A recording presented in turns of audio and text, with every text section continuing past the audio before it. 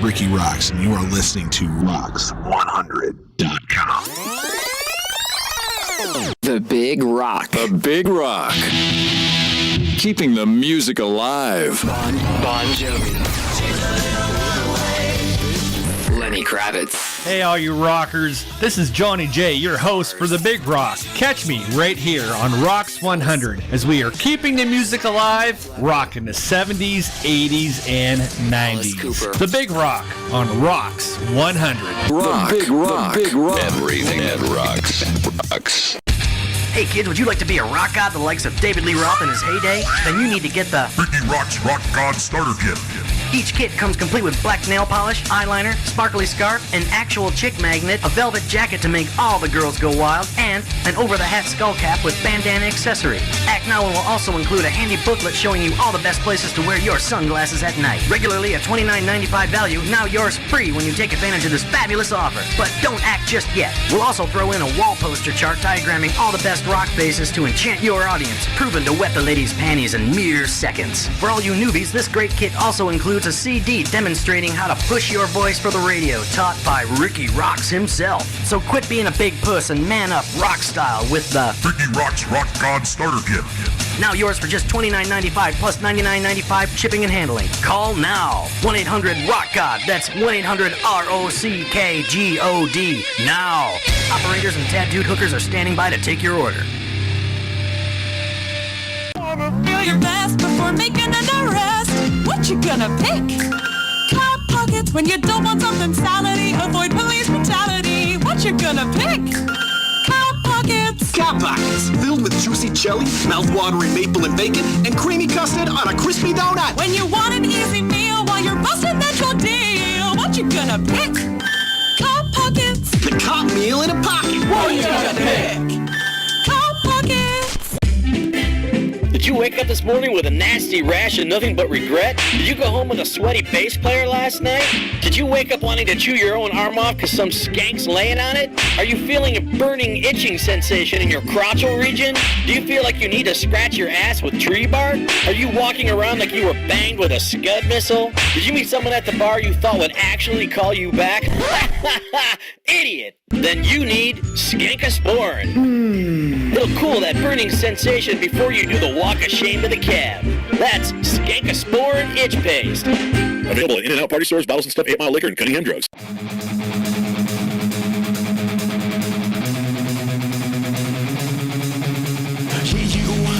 You slipped away. You walked around on me. Now was I just too blind to see the way you strayed? When you're supposed to be with me, you walked right over me. I can't stand the pain. Yeah, you're to blame. Those words you said to me, you looked me dead in my face and played your game. Too bad for me. I put my trust in you, and you just threw me away.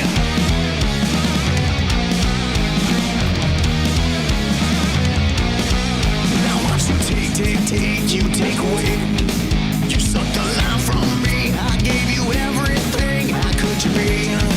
How could you be so cold? You meant so much to me. And now I feel so alone. But now I see how you can be. I see your true colors shining through. You've shown your true identity, my enemy.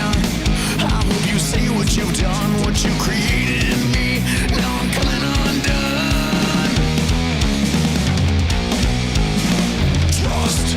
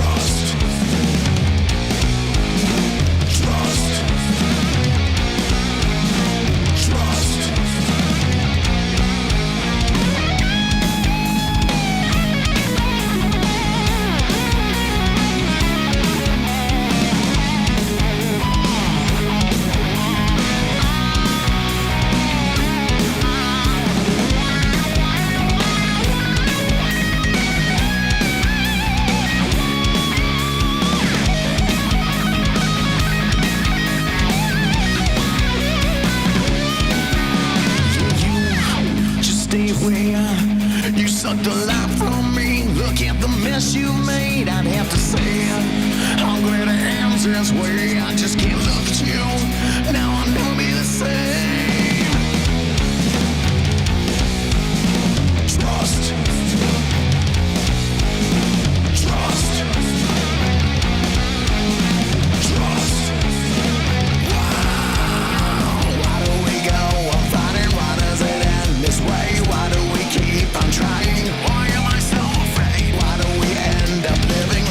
Should never be, but I put my trust in you and you threw it all away. I feel a fire burning, I can't stop until it burns away. Burns away. I feel a fire burning, I won't stop until it burns away. Trust.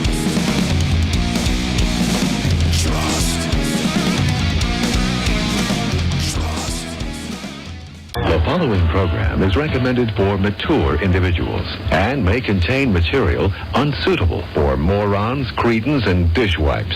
If you are a moron or a member of the PTL Club, please turn off your radio, because we don't need any more stupid, narrow-minded, pencil-neck geeks who wouldn't know the First Amendment if it came up and bit them on the butt. Thank you. Ricky rocks, Ricky rocks. It's Ricky Rocks, coming out of the box. Bitches come in flocks, trying to steal his jocks. He needs to be contained with padded rocks. It's the Ricky Rock Show, spreading like the pox. Ricky rocks, Ricky rocks. Ricky rocks, Ricky rocks, yeah. Ricky rocks, Ricky rocks. Ricky rocks, Ricky rocks, yeah. Ricky rocks up in your grill, motherfucker. Yeah. Well, that was a quick and abrupt end to that. Here we are.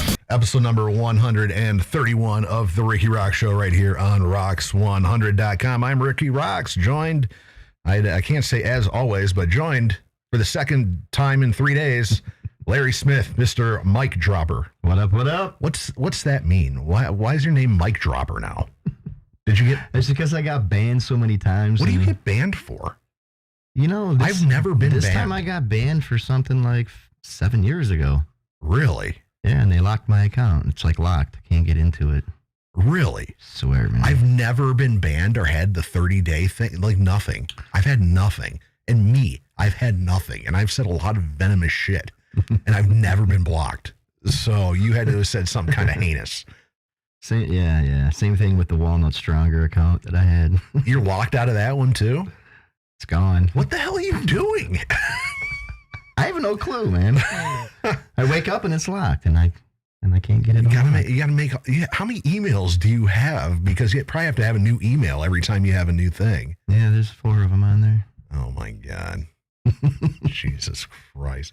Like all those pictures you have gone. Yeah, you can't even find the Facebook page. Isn't even there anymore. I know. Oh man, that sucks. You got to tone that shit down, dude. You got to tone that shit down. I've been nice. I don't know. They don't like me. It's a thing. Yeah. All right, so here we are, episode 131. Yeah, I am. Like I was telling Larry, I'm pretty juiced. I'm juiced today. I'm done. I'm gassed out. Music video for Casting Shadows had to do today. I was talking to you about that train wreck before we went on, and so we're gonna get into that. And know what I forgot to do? I forgot to do the nuts and bolts and harsh truths thing. So, can you talk a minute so I can fix this? Go, Larry. Go. All right, so we're gonna be interviewing Cendro from Gutter Swamp today. Yeah, they got Swampageddon going on in March. What's that? The 26th? That is March 26th. 26th. Yes. That was right. Okay, you got that. All right, keep talking. I got to add a whole thing to this because I forgot to do it. Well, I mean, you know, I'm new at this. It's all good. Oh, you're good, dude. It's luckily it's not going to take me too long, so don't worry about it. Right. All right. So what's up with Fallen Stronger? Any new juice on you guys?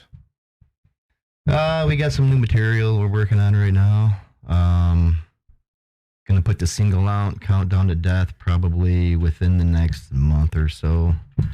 Are you doing a music video for it? Yeah, we're talking about a music video.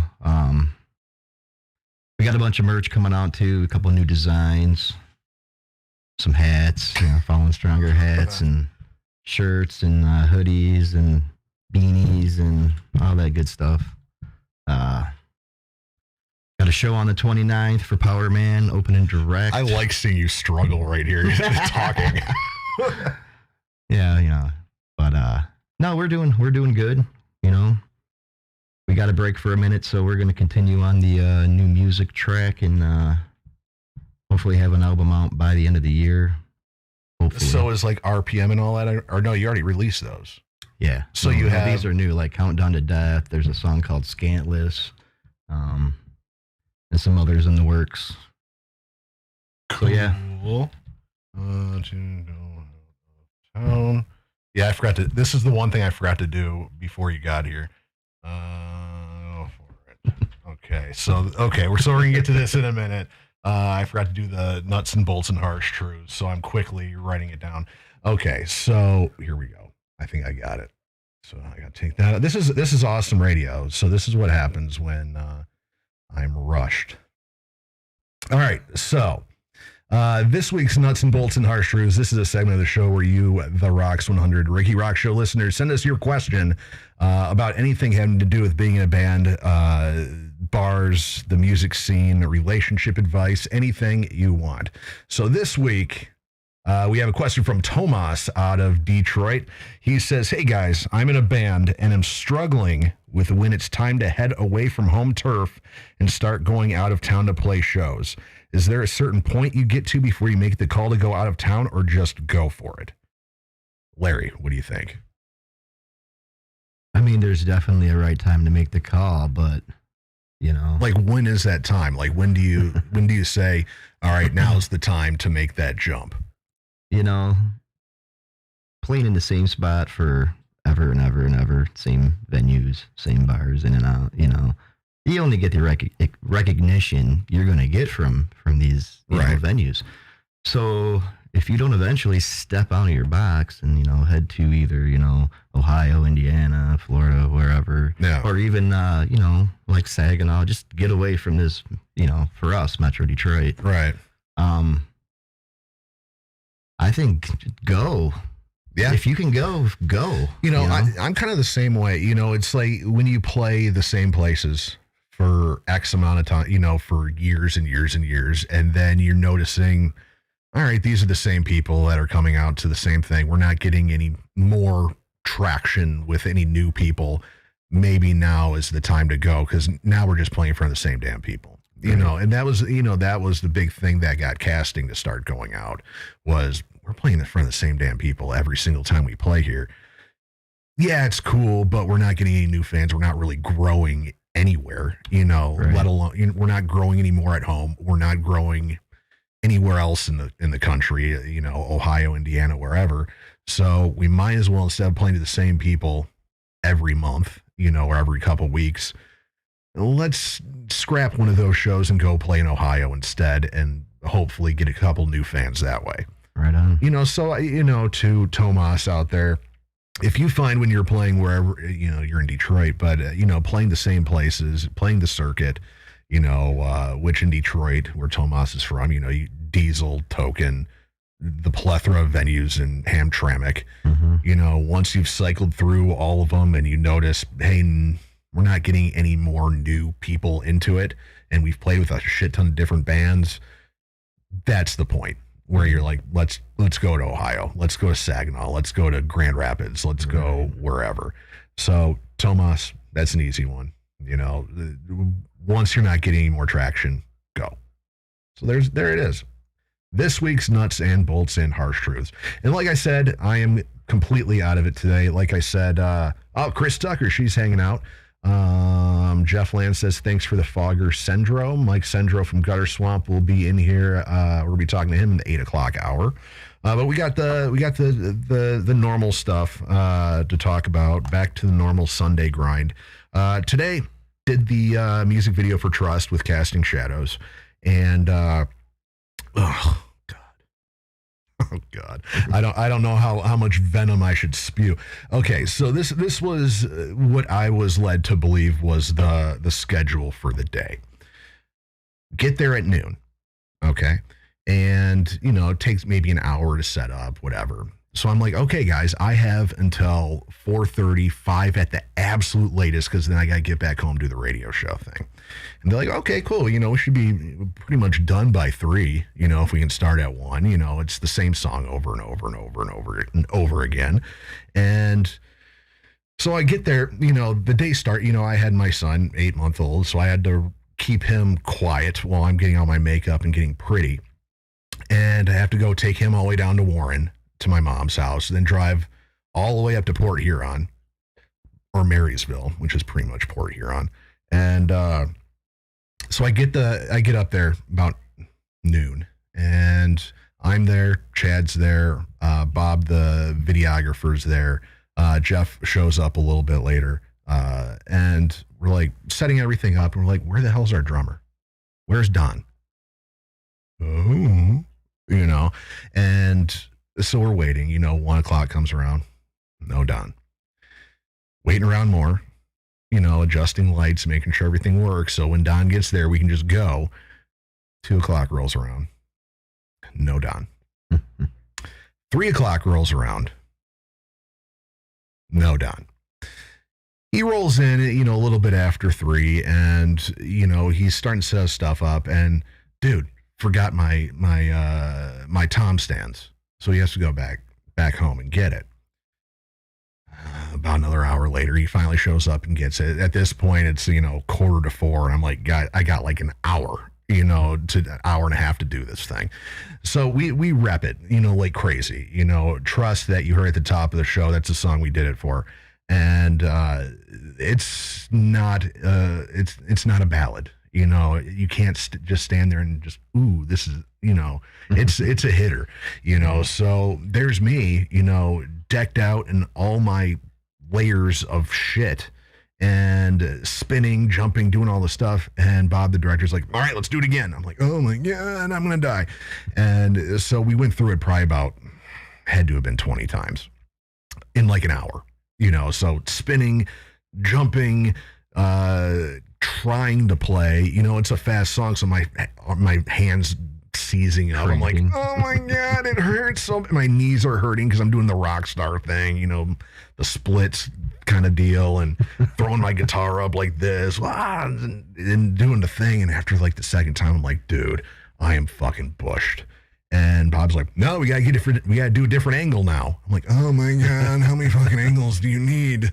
You know, and so we went through it, got it all done, and, you know, I didn't end up leaving till like 5:30. I'm like, I have to go now, you know, because it's like, you know, 25-minute drive from up there to here, and I'm like, I got to get the show ready. Larry's going to be here at like 6:30, you know, that would kind of suck if you show up and I'm not here, you know, so... You know, and in Donnie's defense, I guess I found out right before we went on, Bob sent me a text that Don had no idea when he was supposed to. He wasn't in the group chat, I guess. Oh. So, bands out there, make sure everybody's in the damn group chat. So that's the lesson. And so hopefully, you know, Bob's really good at turning these videos around pretty quick. So hopefully in the next couple weeks, we'll have the last video off of the Casting Shadows Side A album, which was, I think, released like 5 years ago. So averaging a music video a year, I guess. So super cool. Jeff Land is giving me the weird face. Gutter Swamp is giving me the weird laughy face. So I guess that's a good thing. So what have you been up to? I know it's only been 2 days since I talked to you. Usually it's like, what'd you do this week? What have you done since Friday? You know, I got my kids this week, so, you know, it was just me and them hanging around. Dropped them off today. So hit the gym and, you know, got ready for the show. So single dad, you know, this is different. I've never had a single dad as a co-host. When you have your kids, like, what do you guys do? Like, what, do you just sit around, watch TV, or do you try to be like, okay, we're going to go do things because I don't have a lot of time with you? Heck no, they want to go to the mall and spend my money. Of course, they're kids, you know. So they like to go to the park, but, you know, wintertime. Yeah. Can't really do that. So we watch a lot of movies. They're into the, you know, the Disney. How old are they? 5 and 7. Okay, so that's Disney age. Yeah. Okay. You know, that's up and play with their well, they love makeup. so sometimes they're putting it on me and trying to paint my toenails and stuff. Have they done like the nail polish and eye makeup yet? Oh, yeah. You're like, Dad, let me throw some blush on you. You're looking kind of red. Yeah, it was on the last Facebook where they painted me up with makeup. You need to start putting those pictures up, because I'd be like, oh, Larry's right there with me. He's got the nail polish. He's got the eyeliner going. Right. No. Wow. You actually let him do it, huh? I do. Wow. So there's no pictures of this anywhere that anybody can go find. No, I lost them all. Damn it. Every one of them. God, I would pay money to see those pictures. Just Larry with like red and pink, like face paint on and like red nail polish and lipstick. Lip liner. Lipstick. And the lip liner. God, I'd pay money for that. They go all out, man. So what do you do? Just like sit there and you're like, all right, paint me. Yeah. Jeez. Well, you can't tell them no. I mean, I do. Yeah, I see how my daughter does her own makeup, and she's 8. I'm like, you got to be fucking me if you think you're gonna put that mess on me. And that's me saying this. The guy who wears black black eye clown makeup. I'm like, you take that rosy shit out of here. So a lot of makeup, Disney, going to the mall, spend Larry's money. Yeah. Oh man. Yep. Oof. Yeah.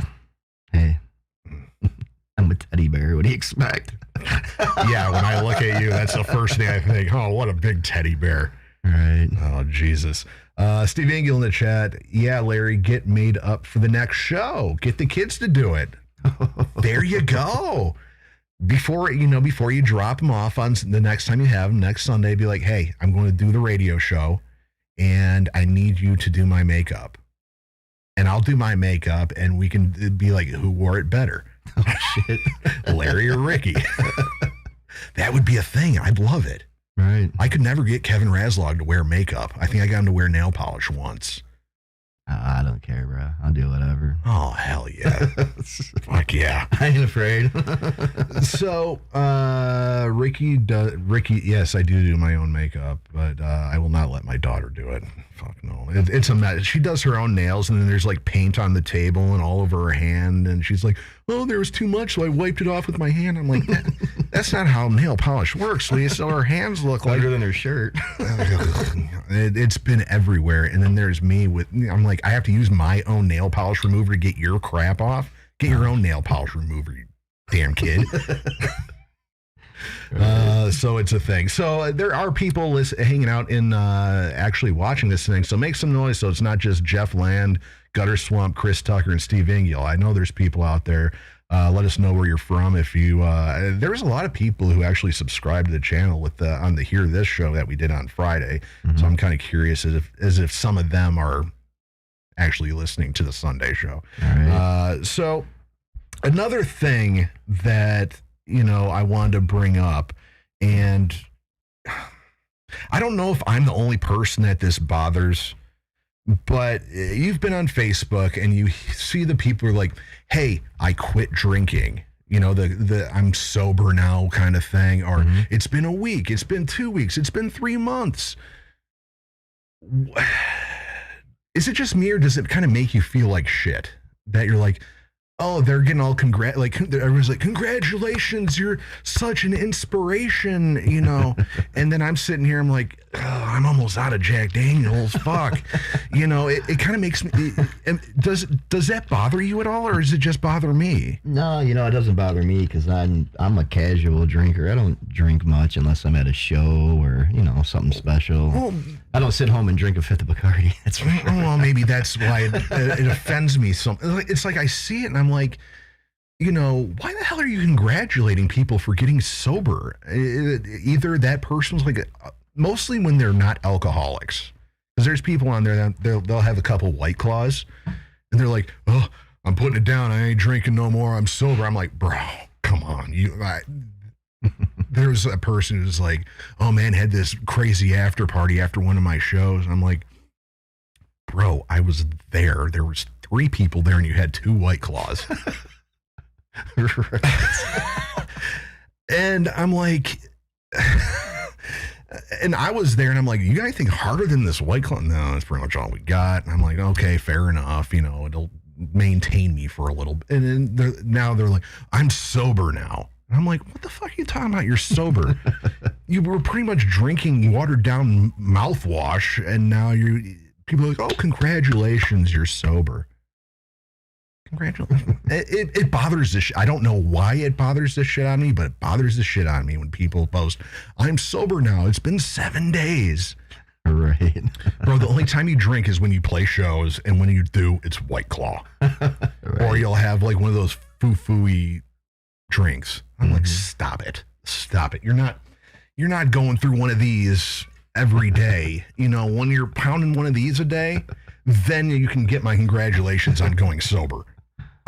Right. Maybe it's because I've been doing this for so long. I know so many alcoholics, and it's like, dude, those are the guys that should deserve the congratulations for getting sober after 30 years of pounding fifths every day. But when when you're doing a Johnny Vegas shot and a couple White Claws, don't say you're getting sober. It's stupid. It looks stupid. Right. To me, it bothers the shit out of me. If there's anybody in the chat who's, or am I like the only one? Do you see where I'm coming from? No, I see exactly where you're coming from. It sounds stupid.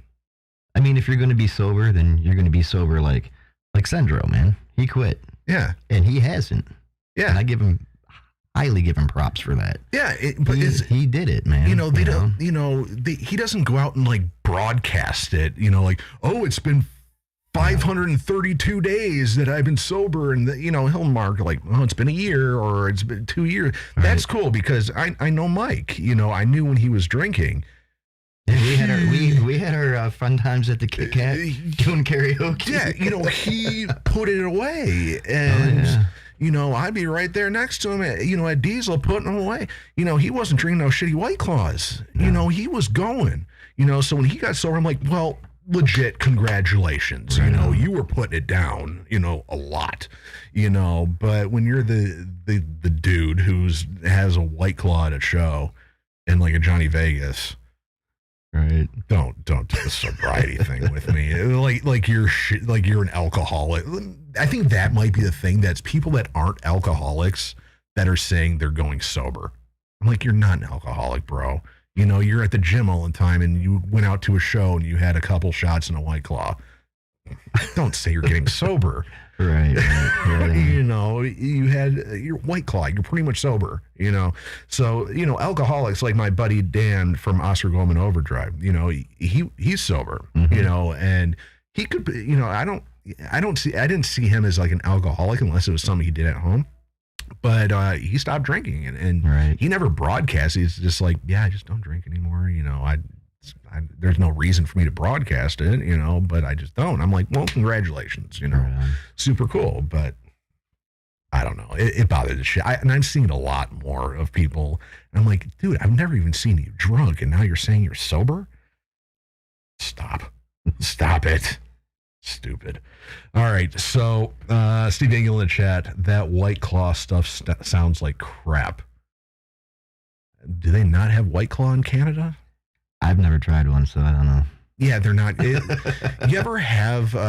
You're a little bit older than me. The Zima with the Jolly Rancher in it. That was back like early mid '90s. Yeah, it's pretty much that. My dad would always, when he stopped drinking, his thing was, well, I'll just have a Zima. I remember. It's not as bad as whiskey, And so when they came out with Zima again, I think it's gone now, but they came out with it again a couple of years back. And I'm like, well, I'm going to try it. Shit, my dad said, that it was good enough to keep him from drinking too much. So I bought it and I'm dropped the Jolly Rancher and I'm like, this tastes like a fucking White Claw. I'm like, this is disgusting. Gutter Swamp's like, hey now. So I think that's Mike Cendro. I think he might be pissed at me. So maybe Mike Cendro will call in. Call in, Mike. But I don't know. It just bothers the shit out of me. Maybe it kind of offends me because I obviously drink. So. Get me all jazzed up. So we have it, just looked it up. Saw the ingredients, sounds like crap, won't be trying it anytime soon. So they do have White Claw in Canada. So there it is. What else do we want to get into? We're going to be talking to Mike Cendro in the 8 o'clock hour. Their big things, Swampmageddon, going on March 26th at Diesel. Gutter Swamp the Lion Within, Fuel the Fire, Venom of Virtue, Letters of Abel.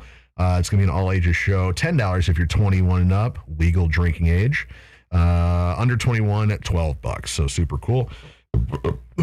Excuse me. And got to throw this out there. March 19th, that is a week before Swampmageddon. You can make Diesel your weekend go-to. On March 19th is the Hear This Fest, which we did a show on Friday.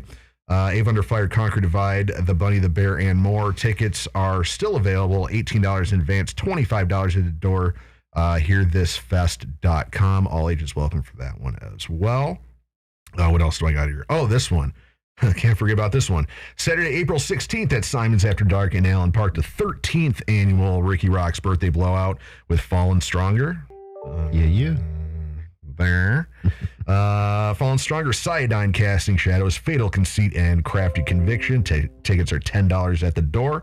And that's going to be my first show back, actually emceeing a show. I haven't emceed a show in probably 5 months, probably. It's been. And so April 16th, I'm going to be doing that. And then I'm going to be back on the MC tip on Sunday, April 24th at Diesel with To Us Below, War, Matriarchs, Fearless, Punch-Out, and Owsley Crowley. Tickets are $10 in advance, $15 at the door for that one. So yeah, you want to get to the Pump It or Dump Band of the Week? Sure. A brand new band that you might not have found out about otherwise. We're going to play a music video from these guys. This is a band called Lions at the Gate out of Los Angeles, California. If you're a fan of Lamb of God, Soulfly, Devil Driver, and Pantera, you might be into this. Nice. They have a new single out called Bed of Nails. You can find them Facebook.com/Lions at the Gate. Info from these guys, Los Angeles, California-based band Lions at the Gate featuring ex-members of Machine Head, Il Nino, Westfield Massacre, and Silence the Messenger. How many of those bands do you know? Like 3 of them. Okay. Proves that new horizons can always be climbed. The band formed in late 2019 with a new lease on creativity and determination. Lions at the Gate is led by acclaimed vocalist Christian Machado, Diego Verduzco, there's another one, Aru Luster, Stephen Brewer, and Fernando Lemus. Moving on from prior projects, the band's musical foundation quickly began to form its own identity while expanding upon familiar territory. Whoever writes these, I need to pay them to do something like this for my band. Having quickly attracted the ear of producer Kyle Odell, who did Fozzy, Motionless in White, Cane Hill, Shaman's Harvest, and Through Fire, the band began recording their monster debut album in summer of 2020. So I think this is like the second single off this. And so we're going to play Bed of Nails. The last Pump It or Dump Band of the Week we had was Nail Bite out of Lancaster, PA. This was months ago, but their song I Am the Sun received 23 votes for Pump It, which is super cool. If you want to go vote, head on over to Facebook.com/ROXX100. Find the Pump It or Dump Band of the Week post and give it the thumbs up if you dig it. Give it the mad, nasty face if you think it's complete garbage. So we're going to play Lions at the Gate, Bed of Nails, and then we will come back and Larry's first beer of the week. We're going to give it a shot. You can sense the excitement. So here it is, Lions at the Gate, Bed of Nails, right here, episode number 131 of the Rikki ROXX Show, right here on ROXX100.com.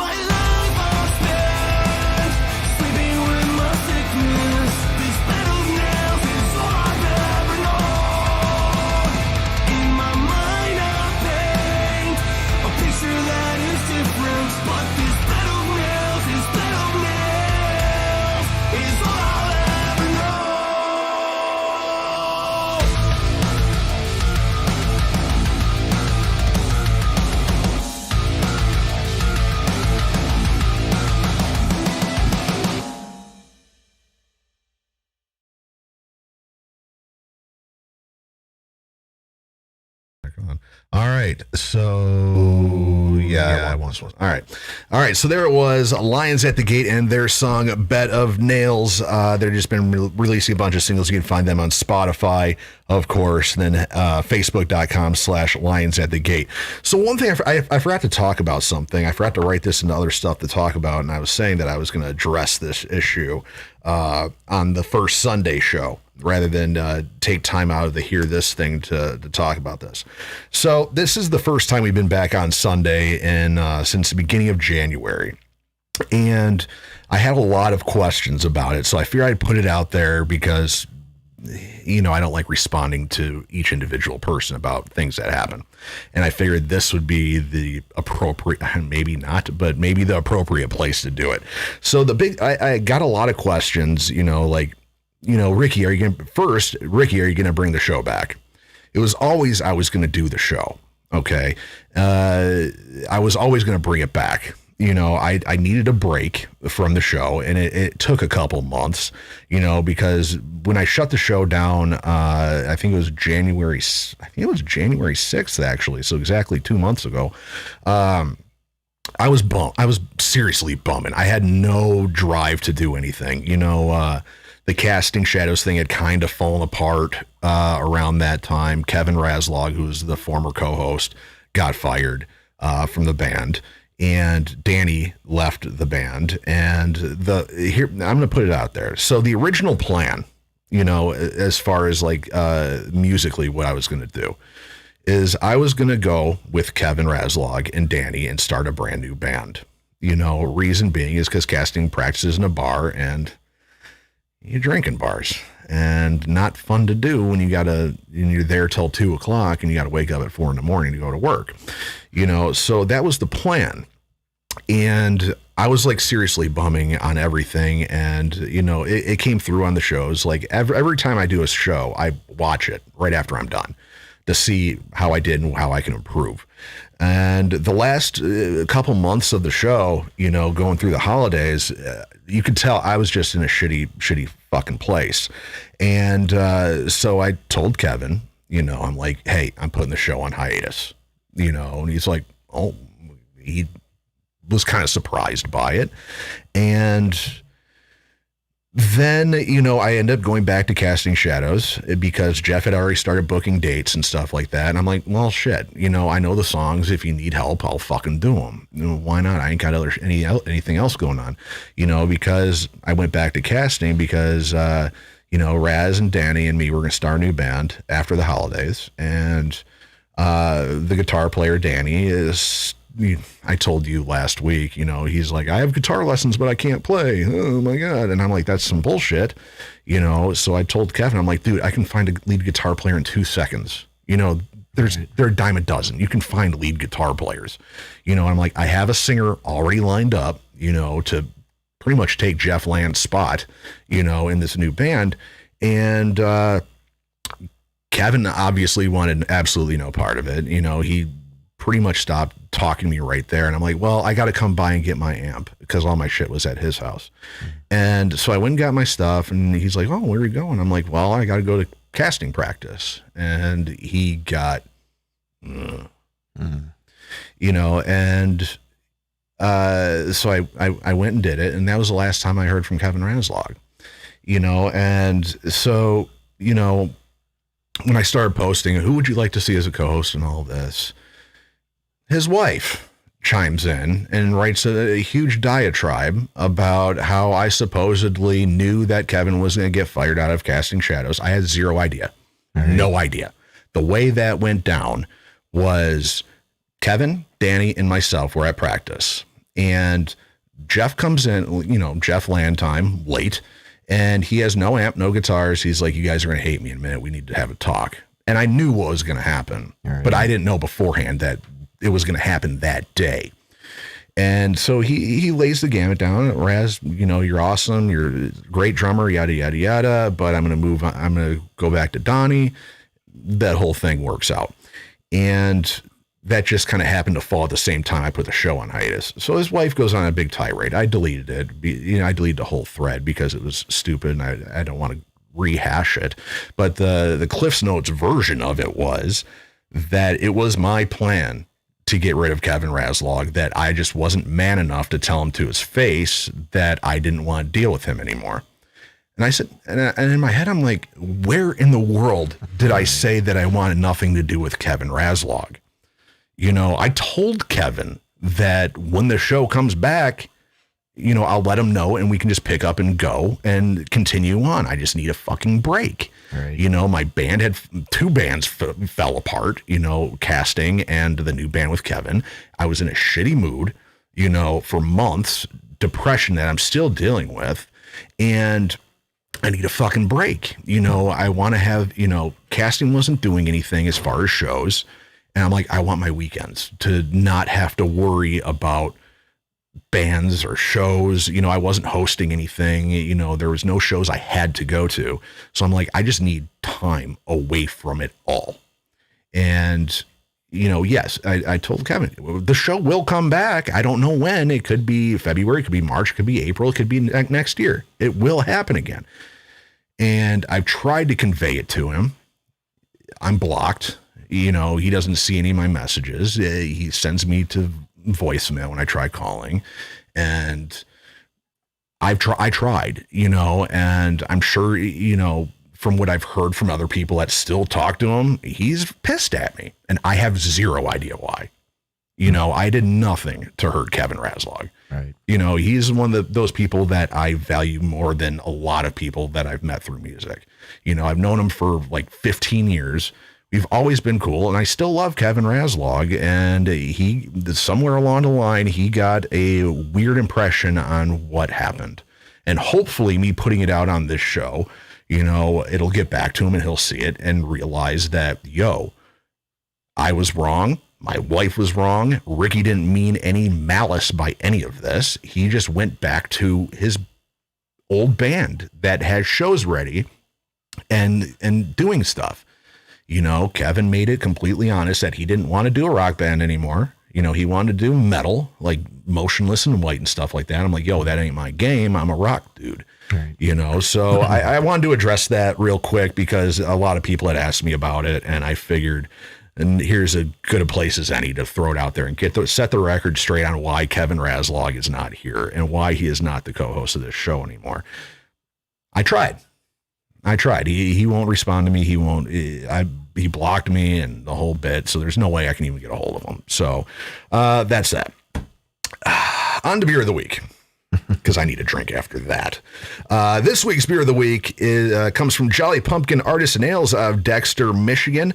Their BAM Bière Session Farmhouse Ale. Ooh. That was Jack Daniels. 4.5% ABV, 24 IBUs. I picked this up for $10.99 for 4 16-ounce cans from Meyer right here in Chesterfield, Michigan.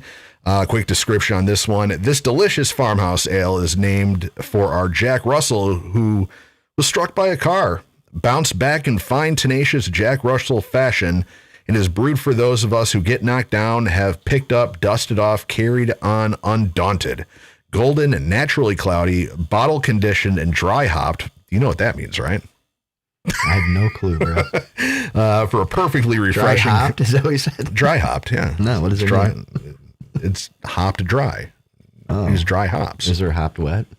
There is. Oh, okay. There is. For a perfectly refreshing balance of spicy malts, hops, and yeast. Please enjoy our beers in good health and look both ways when crossing the street. So I need to preface this by saying Larry is not a beer guy. Larry is not a beer guy. What, when you do, I'm sure you have beers every once in a while. What is your beer of choice? I'd have to go with the Modelo. Modelo, okay. That's almost borderline craft beer, I guess. If it's not, Mexican, isn't it? It would be like a Mick Ultra because it's like water. Oh, Jesus. So beeradvocate.com gives this an 8.8 out of 10. Larry, give it. I need to see this. Larry drinking a beer.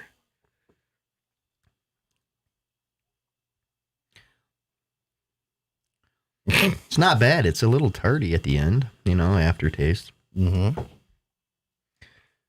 I mean, it's no Modelo, But I would give it like a 7.5 at least. A 7.5. What's some more taste you're getting out of this? You know, you got it's got that tart thing. You're doing good. I mean, keep going. You're doing good. It does have the very tart taste.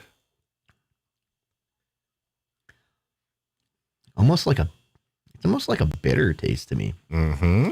There's a little bit of a tarty, bitter taste. Yeah. Yeah. Other than that, it tastes like beer.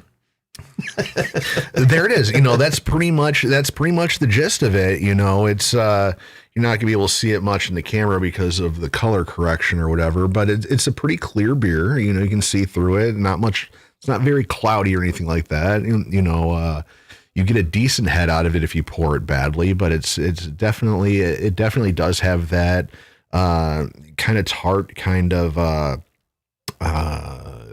what is it, like a Sour Patch Kid kind of deal going on. Definitely more on the fruity side. Yeah. Right up my alley. You know, yeah, I'm gonna go a solid 7.5 right along with Larry. It's a solid beer, and for $10.99 for 4 16-ounce cans, you know, you really can't go wrong as far as craft beer. Yeah, you're not getting a 12-pack of Modelo for $10, or that's pretty much what Modelo would cost, but here's the can for all you out there. And so yeah, definitely if you know, it's only 4.5 ABV, you're not going to get fucked up off of it. Even if you downed all 4 of them, you might get a nice buzz going on. And definitely a cool kind of maybe a spring or summer, you know, porch drinker.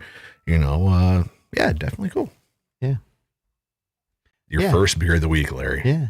I get like you know how you drink like wine and you get that aftertaste that like, that's what I get from this, that after, you know, like, yeah. It's like a winey taste. So it's not bad. Would you drink the whole thing? Or are you going to leave half of it there? No, I'll drink it. Okay, there it is. All right, so, we got a call from somebody. I had no idea who the heck that was. Stuart Hooper, what's going on? He's in the chat. He says Vor Red. I don't know what that means, but it's a thing. So what time are we looking at? We're looking at, we still got 15 minutes until we get Mike Cendro. Or I can just send him the thing and maybe we can get him on early and talk to him. But before we do that, I'm going to play a song while I send the info to Mike Cendro to get. Shit, let's do it. We got a call. Let's see what this is.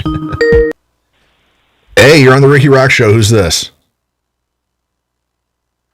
Hello, who's this? I cause he broke. Yeah. What's your name? I'm a fucking Golden Gloves boxer. Yeah. I can eat you. You can, huh? What do you want to eat? What would be You're a weak cunt. What would be the first thing you'd want to eat? Are you a 10-year-old? I might be. Does that turn you on? Go and fucking jump off a bridge or something. Well, wait, hold on. Fuck? First you said you wanted to eat me. You're a fucking piece of shit. No shit. Okay, so first you ask. Who are you talking to? I don't know where you're from. I don't know. You know what I think this is? This is one of those soundboard things. The guys that's on there hitting buttons. I don't know what you're talking about. Get off the drugs, mate. Get off the drugs, mate. Must be fucking good shit, that stuff you're smoking. It is good. Yeah. The best. We don't smoke no bullshit. You got a fucking major drug problem. I have no fucking clue. This is pretty funny. See, I told you once in a while we'll get these dumb prank call things, and I'm like, geez, I kind of want to see where this goes. Right. You know, go down that rabbit hole. So, going back to the 10-year-old boys, is it? How many gallons of man babies you swallowed today? You must be gargling souls, huh? How old are you, boy? You must be smoking crystal meth and shit. What you need, that hookup or something? I like sluts. I'm from the hood. I like 50-year-old girls. I've never dated a girl younger than me even when I was 15, so blow yourself. What's up, nigga? Folk gangster disciple nation. Nigga, Looper, nigga. What's up, bitch? Yeah. Give me a blood treatment, Where do you even I got a little homie under my wing that's the fucking that G-Shine, nigga. Act like you know, bitch. I talk to the if he's 10 years old, you better watch out for that other guy next to you. What you talking about? You ain't no blood, nigga. What's your name, nigga? This Kilo G Escobar, nigga. What's your fucking name, bitch? What's your name, nigga? This Kilo G Escobar, nigga. What's your name, nigga? Kilo I'm G. to the big homies, nigga. I'll call T. Rogers right now and fucking. It sounds like we're straight out of low cash. What's up? What's up? Nigga, I just talked to him a couple weeks ago. What's up? Shut up, Gusto. It's good. It's good, Gusto. Nigga, we'll touch your mother, nigga. Fuck you. Fuck you, you pussy ass nigga. You fucking phone thug. You phone thug. I'll beat you down. Wait a second, bro. You called us, so you're the phone gangster. You know what I'm saying? Fuck wrong with you. This is real Boston shit right here. Fuck you talking about. You blood, nigga. You're a lame, nigga. You over there making fucking crank phone calls with this poop butt ass bitch talking about you a boss, nigga ass blood, nigga. I'm not even blood and I'm G-checking you bitch ass nigga. Fuck you, nigga. Fuck you, nigga. This Kilo G. Escobar, nigga, from Greenwood Street, nigga. IGD Gangster Disciple, nigga. Come see me, you bitch ass nigga. Comedy Castle? We going to the Comedy Castle? Suck a nigga dick. That's what you do. This is 4 different voices. I know. There's like 4 dudes here, and they're just swapping phones like they're swapping cum. You dirty little cum dumpster, you. Where you done at? What's up? Where's my gun at? It's in my car. Oh, I left it in his car. What's up, my nigga? What up, homie? Price of dope, dude. What do you mean? Straight out low cash. I like that. If I was there, I'd come put my foot in your ass, home Yeah. motherfucker. So what are you gonna stand in line, bro? What are you gonna do with it? Okay. Oh, come on. Let's get into this, homie. You know, you want to put your foot in my ass? Okay, that's a kink I'm not into. But that's an NWA line, right? Yeah. So what would you do? Okay, so your foot's in my ass. What do you do with it? What do you do then? Do you like reach around and give me a tug job or something? And your daddy and your sister in the ass. Yeah. Wow, dude. You're Oh, this is fucking great. Yeah, dude. This is a thing. All right. Welcome to Rocks 100. We don't play rap though. We did on Friday. Shit. No, we did on You didn't do Friday. shit until you like found you were just a fucking PLA fan, and you're like, oh, I could do this. I deserve this. I'm just as funny. Let me steal it all. Yeah. How funny are you? Let's see how funny you are, homie. Let's hear it. Fucking stupid. Why don't you stay fucking over there and stop fucking starting shit? Because you're a big boy, aren't you? You're a big Have you seen this guy? This guy's like 6 foot, 500 pounds of muscle here.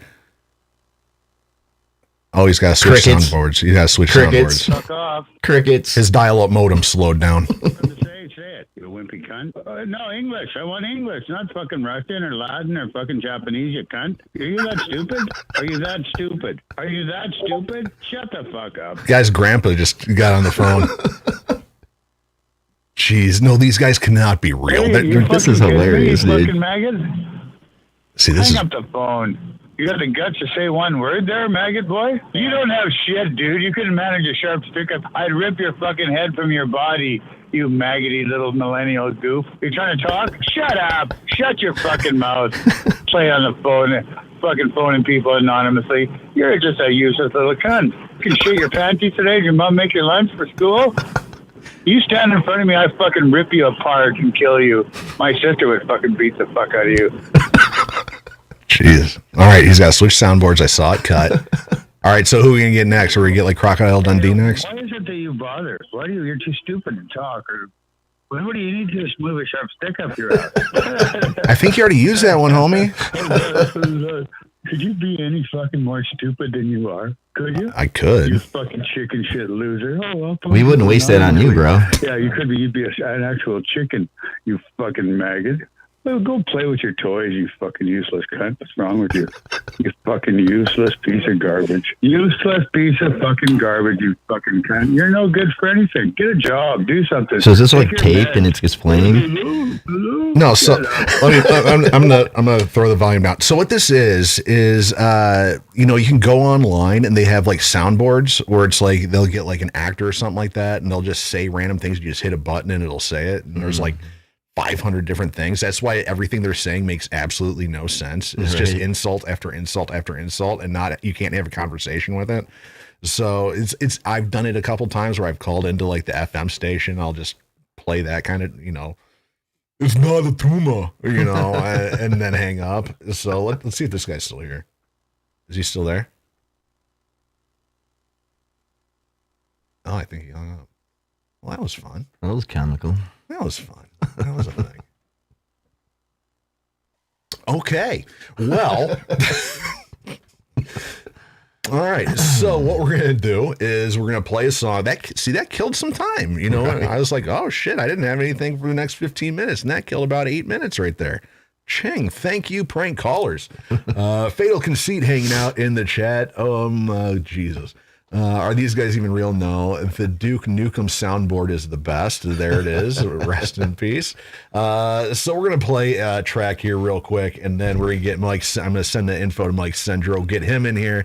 We'll talk about Gutter Swamp, Drozone Entertainment. He's a well-versed promoter in his own right.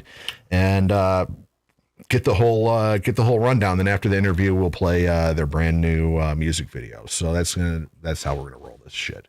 So we're going to play this track, and much like that guy's switching soundboards, he does it so many times a minute, it boggles the mind. So I have a song called RPM by Fallen Stronger. Yeah. I like how I tried to fit that in there. So this is RPM Fallen Stronger. We're going to come back, get Mike Cendro locked in, and talk to him. Episode number 131 of the Rikki ROXX Show, ROX100.com.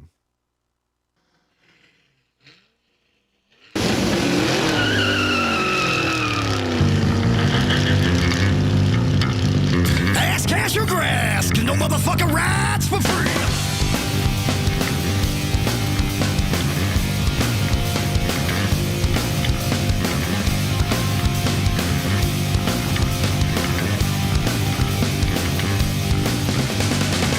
Drive down a two-lane highway, pedal to the floor, yes, and sideways. I'll for tires off the ground, shift it up a gear, lay the hammer down. Ooh, she's a mean machine, 700 horsepower, you know what I mean. I get off on the positive track, not too green, I ain't looking back. Line 'em up, let's go, let's roll. It's a race to the middle rim, screaming at 110. In my head it's only win, then I pull around, line it up and do it all again. Ow, thrill of the ride, never gonna feel till you step inside. Come on, let's go, see your tail lights, you're going too slow.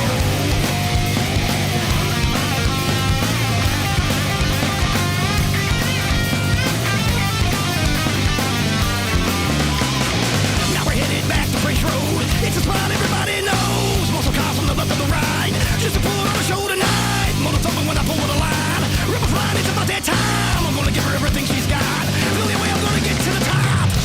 Come on, tires roll that smoke. 8-second quarter mile. Just work your ass in style. In a quarter mile.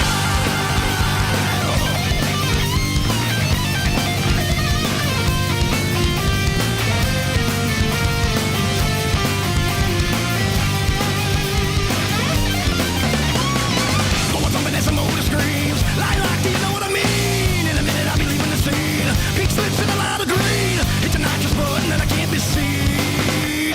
Yeah. Oh, come on. Tires roll that smoke. 8-second quarter mile. Just put your ass in style.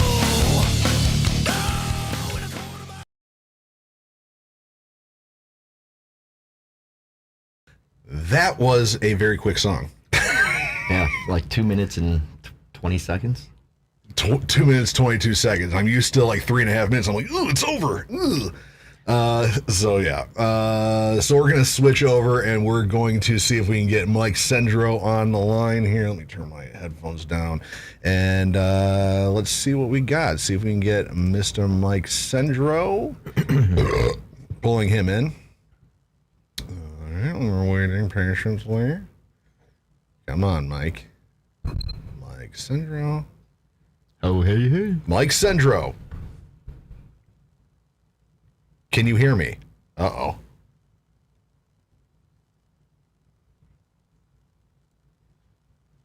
All right, we got to slowly figure this out. It happens. Still can't hear you. How about now? There we go. Gotcha. How you doing, Mike? I'm good. How about you guys? Oh, just living the dream, man. And did you get offended? Because I feel bad because we were talking about people in their drinking and all that, and you're like, hey, now. No, I was just talking shit as well. Okay. So how long have you been sober now? As I have a Jack Daniels and beer next to me. I don't even remember, to be honest. See, there it is. See, that's what I appreciate. People that don't keep track. Exactly. Don't keep track. You just do your thing. You make the decision to go clean, and you just go clean, and that's it. I appreciate that. Yeah, it's one of my buddies brought it up. I forget where he is from, but he's not from the U.S. And he said Americans are weird because they celebrate things they shouldn't be doing already. Right. True story. I was like, what? And I was like, okay, good. You quit doing something bad. You want a pat on the back for not doing it now? Like, get over it. Right. So I was like, well, I guess that's a way to look at it, All right, so we got a lot to get into with you. I'm surprised it's taken this long to get you on the show because there's a lot. Concert promoter, Drozone Entertainment, and I think the last time we talked to you, I talked to you on a show, was when you were in Septifoil, and now you have one of the guys from Septifoil and Gutter Swamp. Let's start with let's go to concert promoting route first. How did you get into that shameless money pit that is concert promoting? Started off being in bands and getting to know different venue owners and stuff like that. And then me exiting a band and watching my buddy bands fall prey to the Bonnie Balamis out there that are trying to screw over people that are just trying to play their music. So I said, instead of doing that, I'll get something going, make it legit, and make sure everybody gets paid and treat everybody right. So that was the view behind that, and that seemed to work pretty well for a while. And then I got discouraged when I was the only one promoting and there's 30 people involved in a show. Right. And then when that happens repeatedly, consecutively, then I was like, all right, look, now I feel like I'm getting drug around, and when everybody else is making the same or more money as me off of this and I'm putting in more of the work, then that's when the egg was on my face, I felt. Yeah, when you have, 5 bands, say there's 4 or 5 people in each band, there's 4 or 5 people there that should be promoting their shows. I've run into this problem a million times. And, 5 bands on a bill, you're talking 25, 30 people there, and you're putting that whole brunt on one dude. Yeah. And I've said this for years, and Mike, I'm sure you can agree, a promoter can only promote to so many people. Nobody can reach a band's fans like the actual band themselves. You're not in charge of their Facebook profile or Facebook page and all that. You can't post stuff on, other people's social media, continuously. Bands can promote themselves like, no promoter can promote a band better than the band. True. Also the venue. The venue. The venues too. Yep. Okay, let's do that as well. That's farly missed by a lot of venues as well. They'll put 1 or 2 posts out there. Back in the day, let's go back, even 10 years. There were paid advertisements that were going out, as well as circulars, as well as a street team and stuff like that. And even like paper flyers that were put on windows of parking lots and stuff like that. Mm-hmm. Just seems like everybody's looking for the cheapest route to have the most results, which economically I guess is a good way to do it. But when you're letting the craft itself suffer because of it, that's where it becomes an issue. And that was when I was, coming up like 20, 25 years ago, when I started playing, it didn't matter where the hell you played or what kind of show it was. It could have been an all local show at Paychecks. And there'd at least be, in newspapers, if kids remember what newspapers are, physical newspapers, right. They'd have like what's going on in town, and they'd have, this bar, these are the shows coming up, and they would pay for that, pay for that space, and they'd have, venues would print out like little flyers or something like that. Be like, hey, come pick up some flyers, hand them out, we'll have them at our shows, and we'll post them up around our place, and, help as much as we can. And, and since I guess the pretty much that ended around, for me anyway, MySpace. Once people saw MySpace, they're like, oh crap, we don't have to pay for anything anymore. We can just schlep it up on our MySpace page and theoretically it should reach as many people. It doesn't, no. And then Facebook made it even worse. And so, yeah, I totally get where you're coming from with that. It turns into cannon fodder at a point too. Yeah. When you're sharing 5,000 posts Mhm. to the same 10 groups every other day, you know, Right. I'm not a victim of it too, but I do it as well. I'll see the same post and I'll just keep scrolling. Right. And it's hard to get past that point.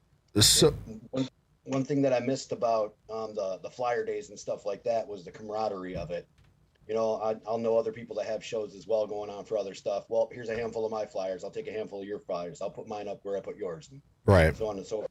And there was a lot more communication with everybody going on with that type of stuff too. You were actually building a scene rather than just trying to get your name out there to where you can get a viral video and get 1 million plays off of that, and then hopefully some record exec sees that and then signs you to some deal where you're traveling 9 months out of the year playing empty bars, you know? Right. So now, you as, somebody who's, lived both sides, the social media side and the physical flyer side, in your idealized world, how would it change? What would you, if you could change the way the whole thing works now in the era of social media, how would you do it? I think a hybrid system, because there's good points of both. Like we were saying with social media, you can reach a lot of people that don't really go out to places, that don't really pick up physical copies of stuff. And that's specifically what they do, is just sit online. You can reach them and entice them that way. And then going out to venues and talking to people and being a part of the scene, that's a good way too. So if there was more of a yin and yang, like an even balance of both. Do you think it has more of an effect on somebody if they get a flyer, they're walking down the street, somebody hands them a flyer? Does that have more of an effect on, I guess their attention or willingness to at least check it out than seeing, like you said, the same thing posted in a group 500 times? Well, if you read an article from the newspaper, or you meet that person that wrote the article and they tell you the story, what's going to stick with you more? Yeah, good point. So definitely the man looking at you, or woman looking at you in the face, in your eye, telling you what's going on. That's definitely going to stick with you a lot more than you just read an article and then going on to the next thing. So that face-to-face, still in this era of social media and keyboard warriors, that face-to-face has more of an impact than, just like an endless, come see my band on Facebook. I think so. Yeah. I tend to agree. So that's kind of, I kind of just want to touch on your stuff as a concert promoter, because for a while I was the vice president of something promotions for Drozone Entertainment when Mike was doing, some weekends there'd be 2 shows going on the same weekend. So he'd be like, Ricky, go out to the Token, I'll handle Hot Rock, you go out there, make sure that one's running, I'll stay here, that kind of thing.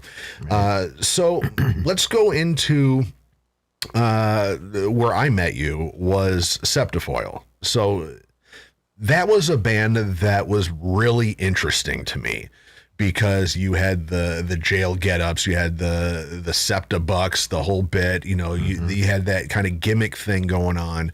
Explain that band coming together and eventually falling apart.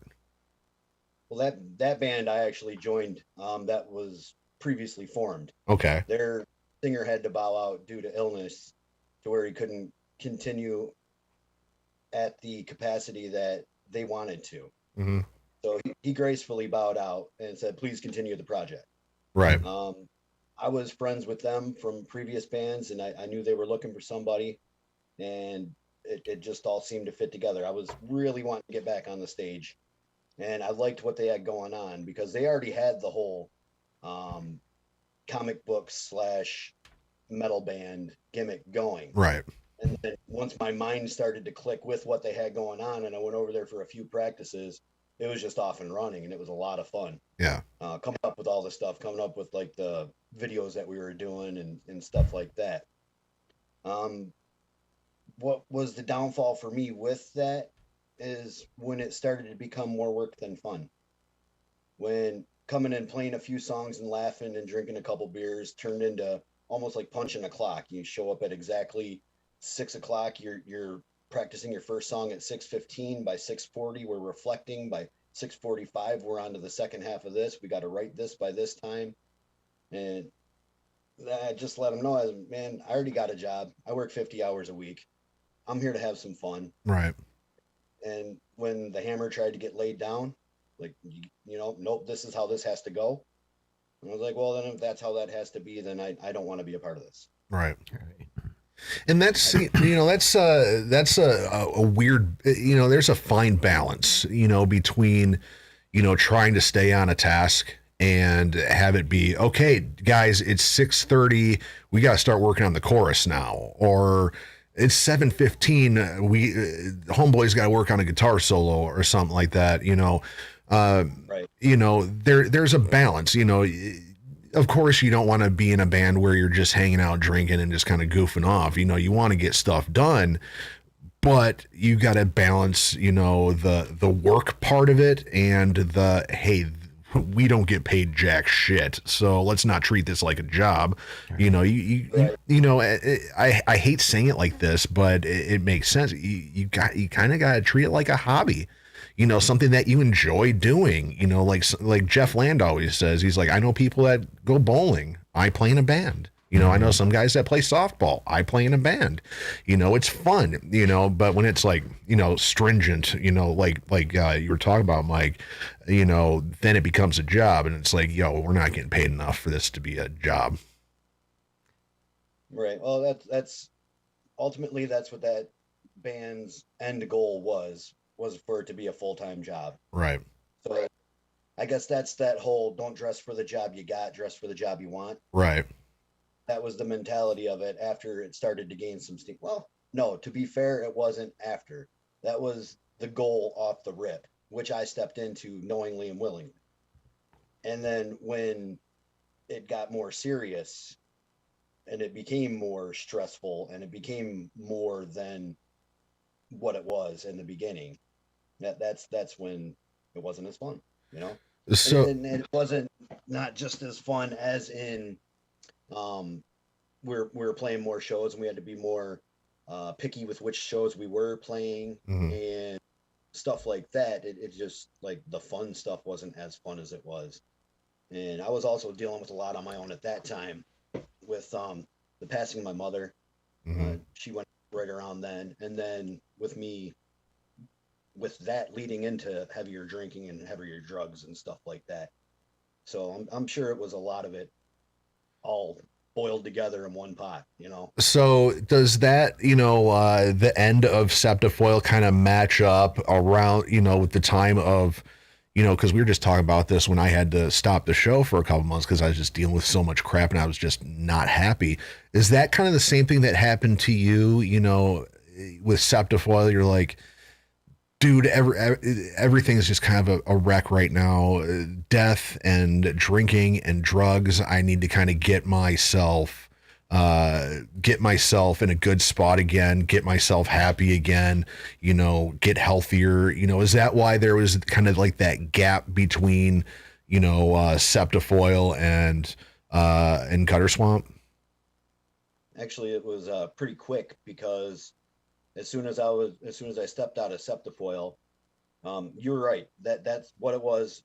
I needed clarity, and I thought I would gain it by stopping a lot of my obligations. But that gave me more time to get more fucked up. So I dove even deeper and even heavier into a lot of that other stuff. And then with that, my weight skyrocketed as well. I got up to 325 pounds. That's about what Larry's packing right now, isn't it? About 320. That's his right bicep. Oh shit. I got way up there.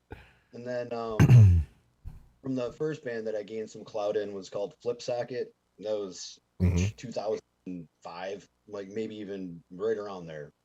But one of my old bassists from there, Cody, he hit me up and he's like, hey man, heard what happened with Mom. Sorry about that. Blah blah blah. Sorry I wasn't there for you, type deal. And he said that he linked up with our old guitarist from that band, and they had something else going on. And he's like, if you want to just come over, maybe jam some old tunes, maybe write some new ones. And I was like, all right, yeah, let's do that. And then that birthed the quick band of Motown metal. We did that for a little bit. We actually played one show at the Diesel where we opened up for Devil Driver. I got to meet Dez and hang out with all them and stuff, so that was really cool. And then we had a physical injury with the guitarist Joe. He messed up his back to where he couldn't play, so we stayed. You know, we told him we're not going to replace you or anything like that. When you're ready to roll, let's roll. Yeah. It just got to the point where he just said, I'm not going to be doing this. Oh, yeah. Now I remember. Joe Fucko. Yeah. Okay. Yeah. So instead of replacing him or renaming the band and keeping going, we just put that on permanent hiatus. And from there, I was already in talks with the next group because I didn't want to get off the stage, because that group right there really helped me gain clarity. And being with those older, being with my old friends, because that first band, I don't know about you guys, but my very first band, that was the true band of brothers, where it was like, I'm gonna die for you if you die for me, and we're all in this battle together. And we were all young, dumb, post teenagers, early 20s, so we had that camaraderie and that bond, and to regain some of that helped me gain a lot of focus. And I had my head in the right spot, and I was able to mesh the promoter mind and the frontman mind to get together a product like I'm putting out with Gutter Swamp now. So let's get into Gutter Swamp, because that's an interesting lineup. You have Ballistic, who you may know as the lead singer of M102, and what's the other band he sings in? I don't remember, but M102. You got him playing drums, and you have you brought Self from Septifoil in recently on second guitar. Let's talk about putting this band together, because it's an interesting lineup. These guys at first we had Kevgar playing drums, which is Shannon Razorblade, her husband. He was in the original lineup, as well as Jeremy Brooks, the guitarist from M102, and Aaron Manson from Echo of Silence. And then we had Marcus from Fallen Stronger, actually, Larry's band. That's how I met him, was through Larry and myself. And my thoughts on this band was, I just want to get 5 dudes together that I want to hang out with.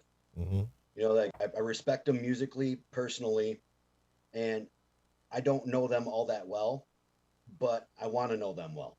So let's get all of us into a room and just see what happens.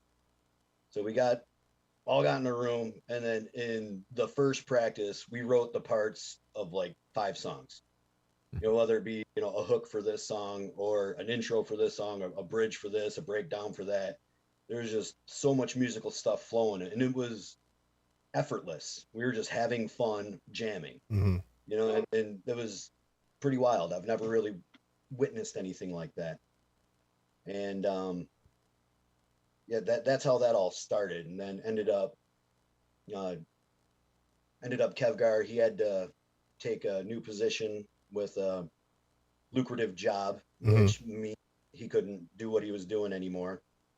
And that was where Ballistic stepped in. And Ballistic, we played a garage party for a Halloween party with M102, where Jeremy played double duty. And Bill was just jamming to it. He was vibing to it. And I was like, all right, yeah, that's cool. Yeah. You like what we're doing. And then he said that night when he saw us, he's like, man, I'd love to fucking jam with those guys. And Bill actually played drums, like high school, percussion, stuff like that. And he said I think he said 10 years prior to that, this band, that he's even touched drums or thought about playing in a band. Yeah. But as soon as Kevgar stepped down, he was like, man, I want to step in. And then Jeremy brought it up, and then he came over and jammed, and he just fit like a glove. He was just on and rolling, and he already knew half the tunes from Jeremy jamming it all the time, you know. And Jeremy's situation, that was a bummer, man. He got physically ill. I don't know how much of his stuff's out there, so I don't want to put too much of it out there. You know what I mean? In respect. Right. But he said, you know what, guys, I'm holding you guys back. I want you guys to go. And we're like, no, dude, that's not how this goes. I've been through this before with other projects. We got you. We're gonna wait. Yeah. And a couple times he did that. A couple times, 3 or 4 times. And this was over like probably the better course of a year. Yeah. We were formed in like 2019, and then we wrote the whole set, whole album pretty much. And then after about a year, our first drummer backed out. And then after that, Jeremy got sick, so we put the whole band on hiatus again without being released. And then, that went by for another year. And then now we're on year 3 of the band, and we're finally just releasing it, Did you ever have, that time with everything going on, between Kev, stepping down from drums and the issues with Jeremy and all this, where you're just kind of like, man, we haven't even put anything out, and then there's all this stuff happening, behind the scenes. Was there ever that thought, hey, let's just wrap it up, boys, and we gave it a shot? No. So you get, because like me, I'm like very impatient. So if there's like, if my guitar player was like, hey, I'm sick, I can't do it, I'm like, well, give me 10 minutes. I'm going to find another guitar player. We'll have him out, and hopefully it works. If it doesn't, give me another 10 minutes. I'll find somebody else. I'm that, just go, keep the machine, keep it going, in a forward way, so for you, it wasn't hard to just be like, all right, we're just going to sit. Well, not only because we weren't released yet. If we were already going, like you said, the show must go on. I would have had that mentality. But with the project not even being, being released publicly, it was fine to just sit back. And after talking Jeremy off the ledge a few times of him not being well, it was finally, to that point where it's like, if you want to be done, that's your decision. We'll let you be done. Mm-hmm. And he stepped down. We waited about another 3 months after that to make sure everything was going to be okay, that, he was fine. And then after that, we started looking for another guitarist, and it just popped in my head. Like, I actually, I live out here by the Diesel. Mm-hmm. And Septifoil, we used to jam in Hazel Park, like 8 Mile and 8 Mile and DeQuinder area. And as I'm coming up I-94, getting ready to hop off where you would for Diesel, mm-hmm. I see Sel, our old guitarist, zip past me. And I'm like, what's that guy doing out here? Right. And that's when it clicked. I'm like, I should hit him up, see if he wants to jam. And there was no hesitation. I'm like, hey dude, what's going on? He's like, yeah dude, I saw you. I'm like, want to come jam? He's like, when? I'm like, we practice on Wednesdays. He's like, okay, I'll be there. Do I got to bring my stuff? I'm like, no, I got a half stack for you sitting in the swamp. He's like, okay, I'll be right there. And I gave my address, and he came over a couple days later, and he fell right in too. So it's all just fell into place, Nice.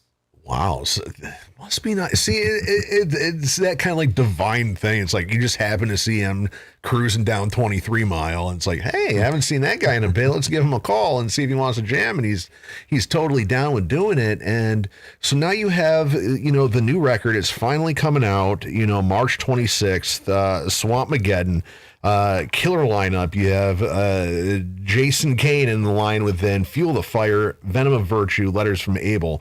How do you set up a CD release, and pick the bands for it? Because if I ask everybody, the CD release is like the big one. That's where you want to, everything firing on all cylinders. You want everybody pulling their weight. You want it to be the biggest show that you've ever done, in that band.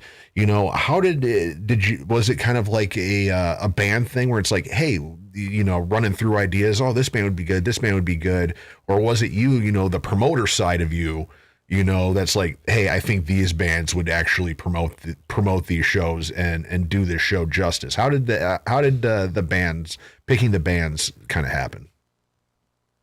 They kind of fell into place as well.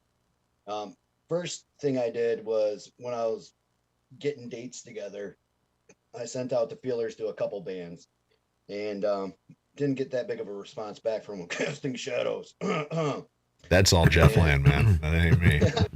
No, I'm just poking at Jeff. But give him full props. I just said, hey, I think I might be doing something around here. What do you think? He's like, I'll check with the guys. He never checked with the guys. Nah, it is what it is. No worries. But what happened with that is Jason, I ran into him at a show, and I'm like, hey, dude, I'm gonna be doing a CD release party on this weekend. He's like, I think I might be open, send me something in a few days. So I did that, and he locked pretty much right away. And that guy is a promotional beast, man. Yeah. Oh yeah. I was really happy to get him.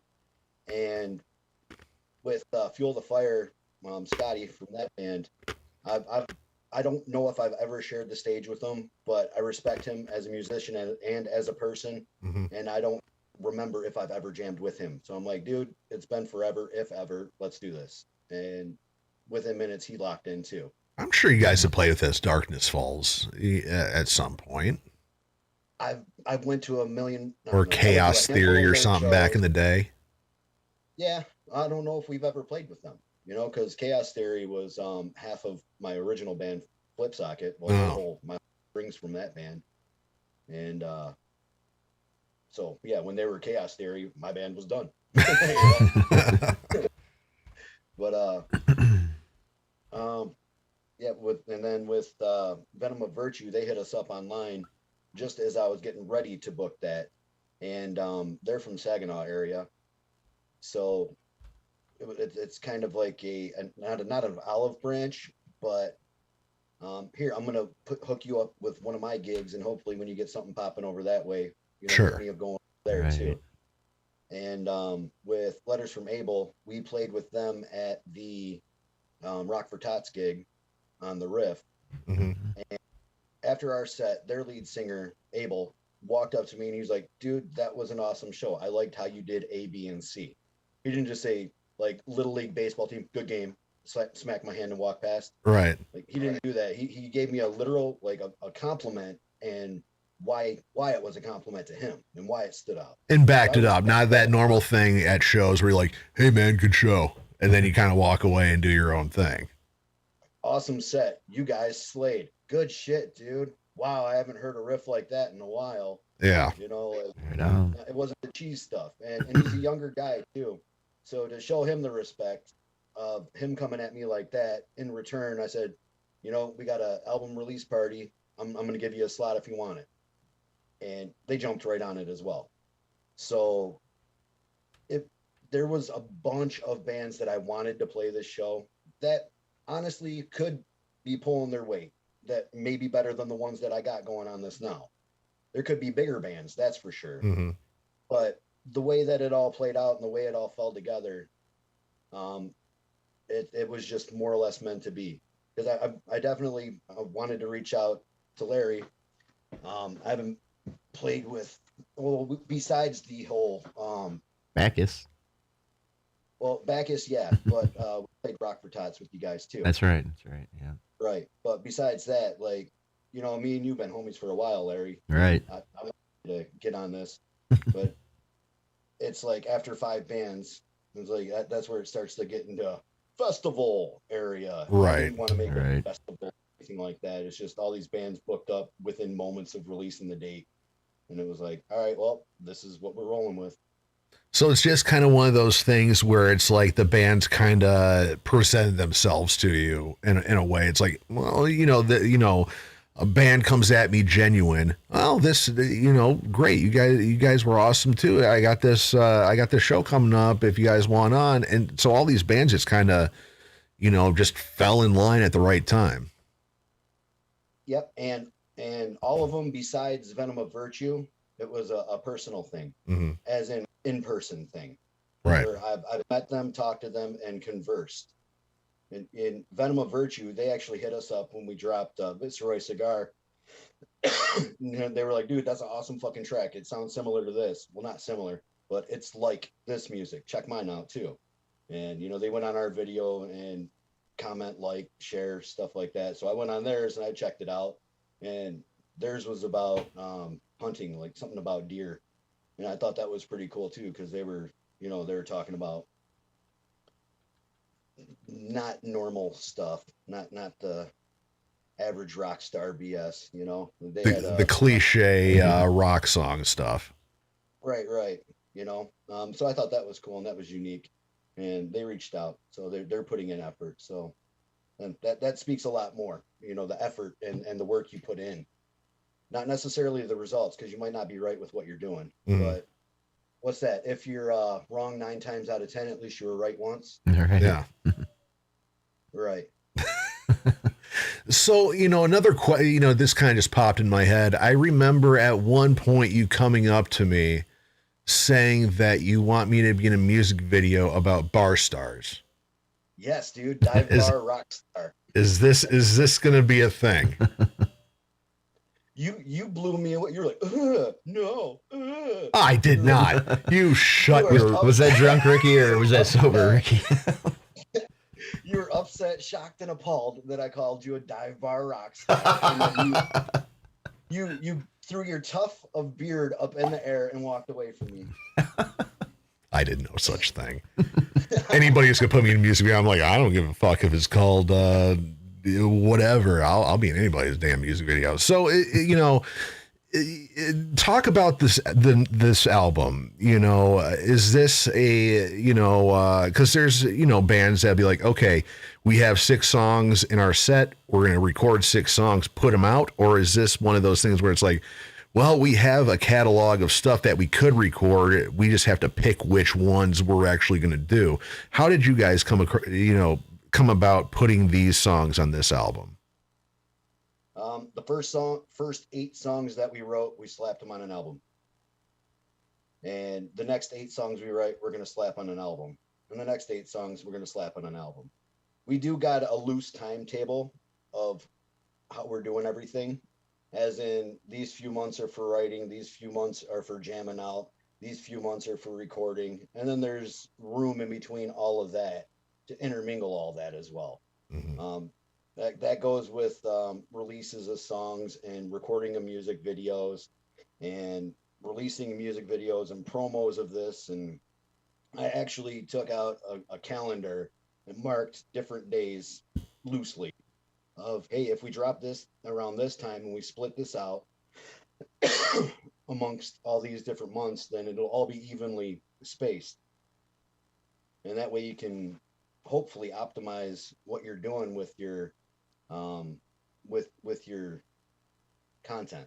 Well, that's what I was going to say, you know, because there's a lot of bands that'll just be like, boom, here's the album, and then that's it. And then they have nothing for the next year or two. And then they might sputter out a music video or 2 in a year, but you're not keeping that content rolling. You know, that was a big thing. Kevin was a big promoter of is spacing, you know, music videos out, releases, and, you know, when are we going to, you know, start planning months and months out ahead. Hey, it'd be cool if we had enough songs to go back and record in another 4 or 5 months. And in the meantime, you know, you guys put out Viceroy Cigar. Now you just released Addicted, which came out a week ago or something like that. It came out. Yeah, I think right around a week ago. It was a Thursday that it dropped. So you guys have 8 songs you said on this album. You know, how are you guys going to go about doing you know, the rest of your music videos? Because I'm assuming you're going to probably pump out a couple more before you drop another album. Yeah, for sure. Next album will be around this time next year. And we'll do the first release for that new album coming out, I'd say around November, to give that enough time to gain some steam and get more people interested in the next release for, you know, next April or whatnot. But going into this release and coming out afterwards, we're we dropped Addicted. After that's Funky Town Road. Yeah, that's a fun jam. And then we got, I'm not sure which one we'll come out with next. Bar Star. Dive Bar Rockstar. Yeah, there you go. That's a fun one too, man. But these are all fun jams. None of them are crazy, super serious. Addicted, that one's kind of serious if you take it that way, but the way we wrote it, it was just like, it was a joke almost. It's about a chick that's heavily addicted to heroin, and a guy that hooks her up with it, boyfriend or whatnot, that's a bad influence. And then she dies, and he keeps her around for a while. That's fun. Okay. Right. Oh, good time rock and roll you guys are putting out there. Wholesome rock and roll. Right. But he can't get rid of her. He loves her that much. So it's just. It's like the Guns N' Roses song. Used to love her, so I had to kill her. I buried her in my backyard. Yeah, Still here complaining. Like I said, none of the stuff we write is too serious. It's good times, fast riffs, catchy hooks. I'm throwing harmonica in there on some stuff that just sounds like it needs it, and a little extra something. We're not really using any samples or anything like that, any triggers or anything. We're just 5 dudes jamming out and throwing down, jumping around on stage, getting the crowd involved. We adopted the alligator as our logo, or crocodile, however you want to do it. Right. That's been the running mascot due to the swamp, I guess. Mm-hmm. Bill was big on that. He's like, man, you got to run with the swamp. You got to run with the alligator on it. And one of the songs that he misheard some of my lyrics, and he's like, what are you singing about, Julio? I don't sing nothing about no Julio. And he's like, I guess that's the name of the gator then. And I'm like, okay, there you go. There we go. Julio the alligator. That's our mascot.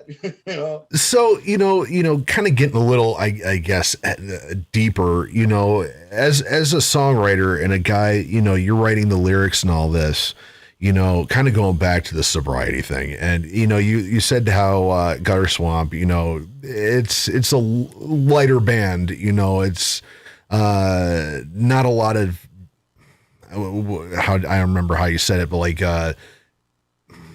it's more, I'm trying to remember how Mike phrased it, and I don't want to butcher it and say it wrong, but kind of like, lighter and kind of like as a joke kind of thing, do you see yourself as a different kind of songwriter now that you're not on, drugs and alcohol? Do you see yourself, wanting to write kind of like those more kind of playful songs rather than maybe a dark, doomy,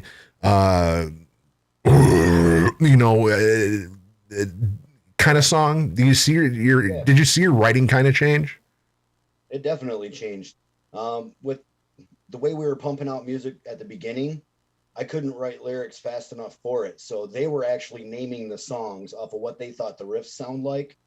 That's where you got Viceroy Cigar. I didn't write that title. I wrote the lyrics around the title. Mm-hmm.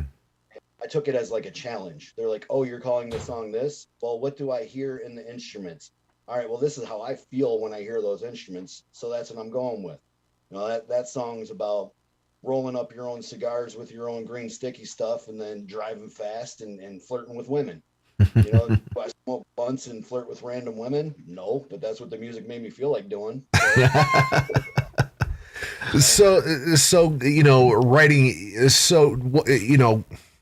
was it harder for you to, I guess my question is, was it harder for you to kind of, take that route where you're like, God, I don't know what to write about. I'm, cause I ran into this problem when I was in New Day Revolution, the singer was like, dude, I have a great life now. I can't write about being pissed off at my parents or write about, going out and drinking and banging strippers. That's not the life I live anymore, So was that kind of a thing that you had to deal with? Like, dude, I don't drink, I don't do drugs. I have a happy family. I have kids. I have a wife. I live a pretty good life.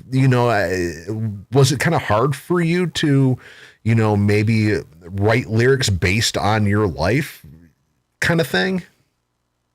Yeah, I guess that's why I don't anymore. There you go. I write stories now. Now I just that's what they are. They're quick little stories, short stories about fictional characters now. They might need to try that. So that's a different way of going about it, rather than, talking about your life and your trials and tribulations and your struggles. You're kind of just more like an author now. You're writing about a fictional character or fictional situation and, kind of building a song around something that has really nothing to do with you as a person. I'm just putting your mind in that situation and how you would feel about it. Mm-hmm. Like we wrote a song called Out of My Hand, and that's inside the mind of a guy that joins the military and then goes through basic training, like, oh, this is just like a fraternity, ha ha ha. And then he gets dropped in the middle of the shit and there's fucking guns going off and bombs going off and he just wants the fuck out of there. Right. So there's that song, pry the motherfucking gun out of my hands. Like, got nerves of steel, like, clenched onto this gun, like, scared shitless. Like, right. Me putting my mind into that situation, I would probably feel the same way. Like, I don't want to be here. I don't want to do this. I thought I was going to get paid, $50,000 a year to travel and see the world and all the other commercials, Right. So, that's how I go about writing the music now with this band. You're right, with the other projects, with a lot of that I did have a lot of demons and I did give them a voice with my writing. But if I can, rather than being a leech and sucking other people's energy out that way, I'd rather like write something to make somebody, give them a different perspective on something, or to help enlighten them in a way, or just to make them smile and dance around and have a good time. And maybe not think about that crap job they got to go to tomorrow, or that, nagging ex that's waiting to ruin their day the next day. You're looking at Ricky. Am I stirring up some stuff, guys? Not at all. No. But I guess that's the power that we have as musicians, is to influence somebody's day one way or another, and why not use that power to do it for the better, for the brighter side, for the funner side. So it's kind of like that, a heavy metal version of, don't take this as an insult, of like 80s hair bands.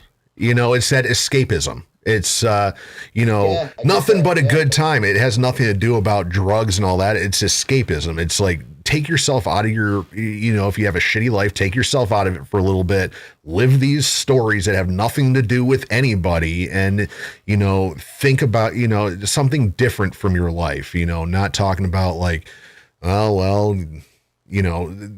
depressing, like, grunge songs where it's all about death and all this. It's escapism. It's a heavy metal version of the 80s hair bands. It's like all you gotta do is jump, or it takes you away from your life and whatever you're going through and puts you in I guess having a good time kind of situation. There's definitely the essence of that, the good parts of that, for sure. Minus the Aquanet and spandex. Oh, I can see you do it. Throw some Aquanet in that beard, Mike. You want to do it. I got some hair now, Oh, look at that. You can tease that thing. You can tease that up a little bit. Right? I can probably get it going as much up top as I can down there. I'll just have some weird cones going on both ends. There you go. You got that Wayne static. You can get that Wayne static thing going on. Yeah, all right. So, let's get down to the I guess the basic interview questions, like the album. Is this one of those things you went somewhere and recorded it? You recorded it yourself? Where'd you go to get all this done? Center Street Recordings. That's my friend Ian. He runs a studio out of a barn, and it's a bigger garage, but he has all the pro equipment. We went in there and set up and tracked everything there.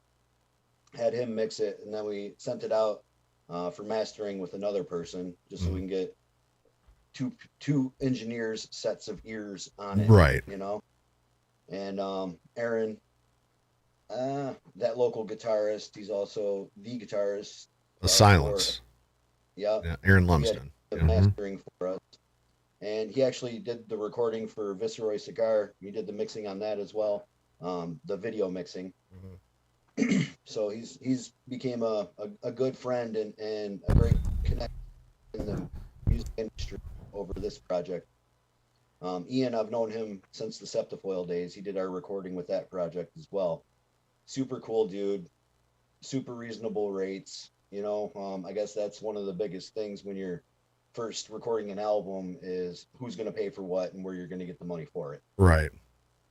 You know, they're both Ian and Aaron were willing to work with budgets and gave us a really great product for what we paid. You know, it exceeded what we paid for it. You know, I'm eternally grateful, and that's why I will promote them any chance I can and help them get any work that I can, you know.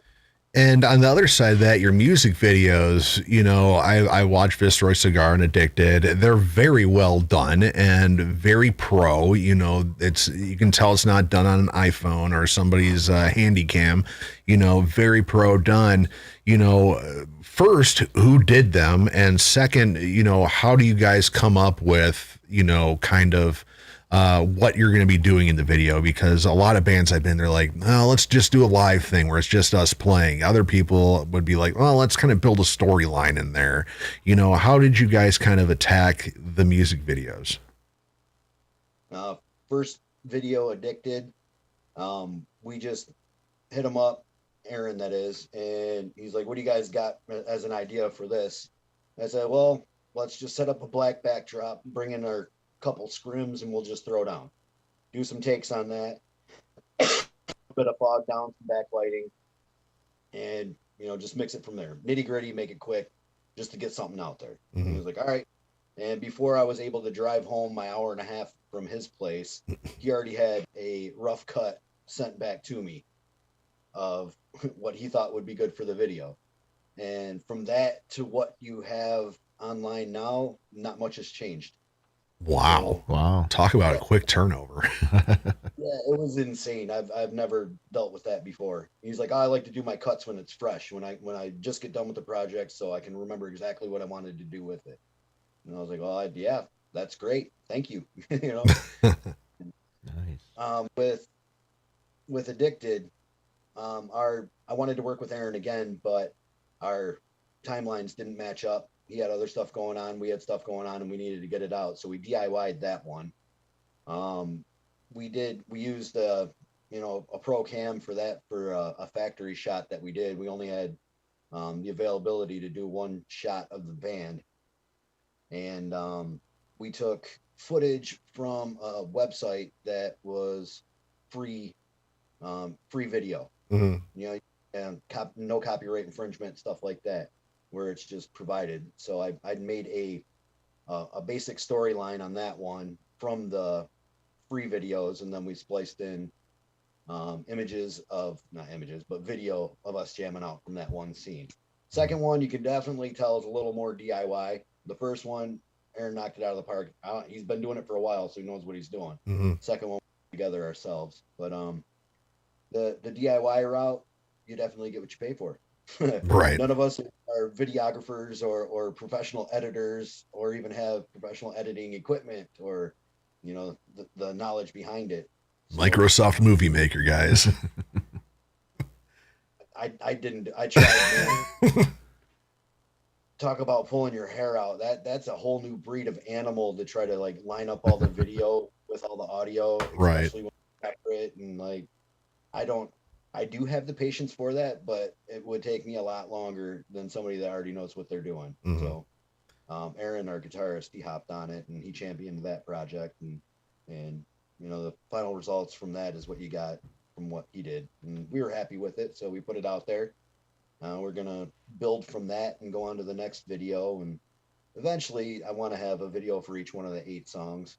Okay. I think that'll be fun to do, and then some type of playthrough for each one of the songs, whether it be guitar or drums or bass, or even like how I did my vocals for it and stuff like that, just to give people a little more depth of the song and the songwriting process. Right. To see what the artist feels about it and why they did it, get them more on it.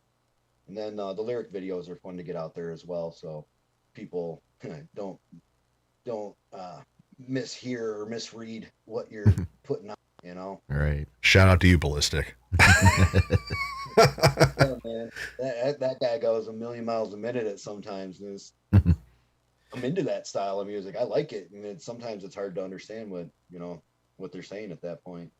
So we did have a question in the chat from Katie Puga from the band Fatal Conceit, who is going to be playing the 13th annual Rikki ROXX Birthday Blowout going down April 16th at Simon's After Dark in Allen Park, along with Fallen Stronger Side on Casting Shadows and Crafted Conviction. She wants to know, what's your favorite part about making a music video? The finished product. I agree. I agree 100%. Yes. That's my favorite part of it. Sharing that fruit of the labor, sharing that with everybody and getting their reaction. Not necessarily the numbers, whether you got, 10 plays in a week or, 10,000 in that first week. That's besides the point. Me showing my brother that's 300 miles away, hey, check this out, bro. And his son jamming out to it and them taking a video of him rocking out to the video.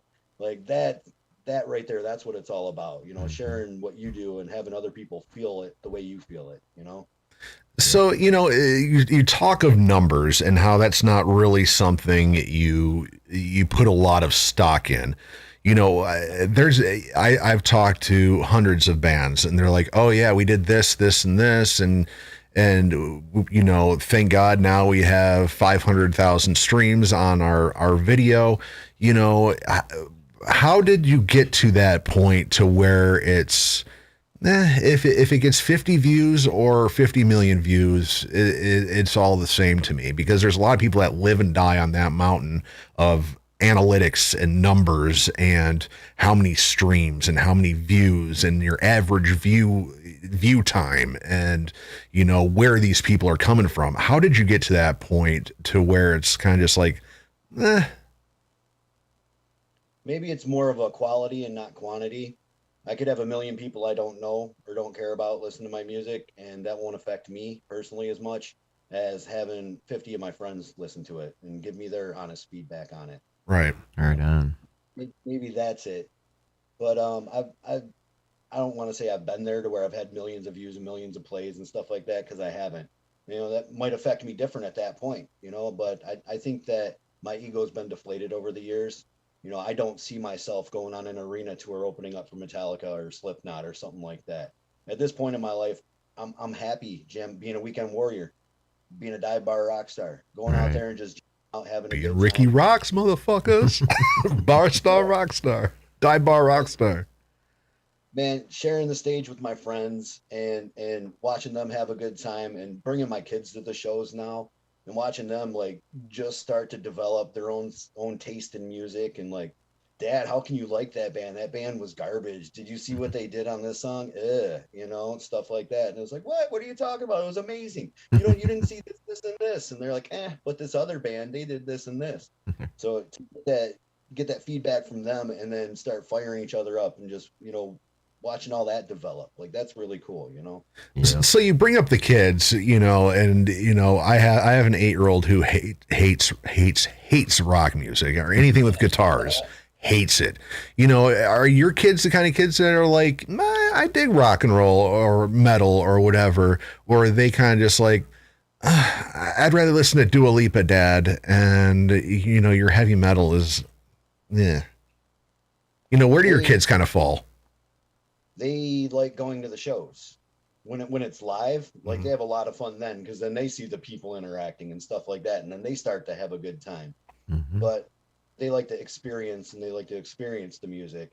But I have never caught one of them with a Metallica or Slipknot song going on the radio or whatever they're playing. They're playing that Doja Cat or whatever else is popular, like from all the anime videos that they watch and stuff like that. Right.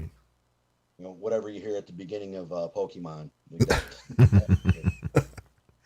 and that's cool too. You know, I'll rip on them and joke at them here and there.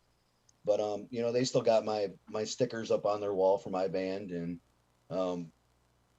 when we first started jamming out here in the garage, you know, they would come out and check it out when we were jamming here and there, and feel like they were part of the show, stuff like that. So.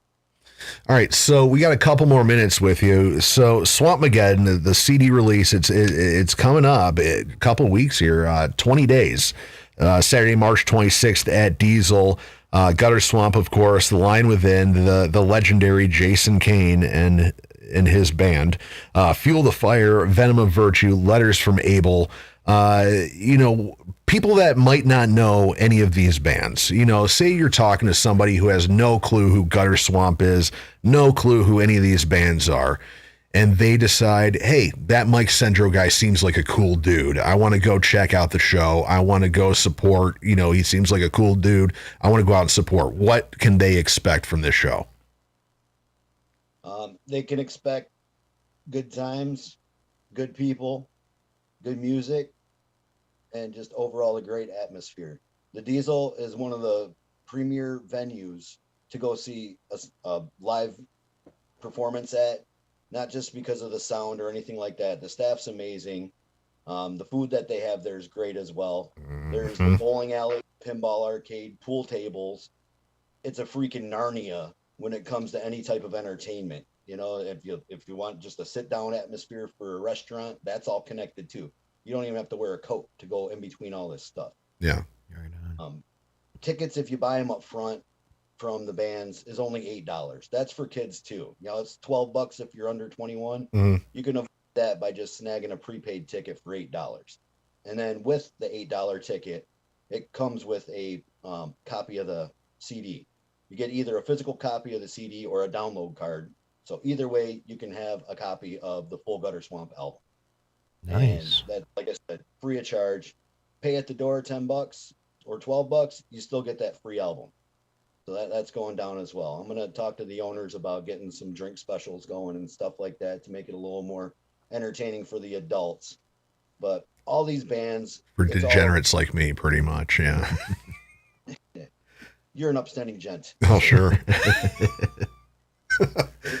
It's all high octane. Everybody there has a very entertaining set. It's mostly music the whole night. There's not going to be a lot of downtime.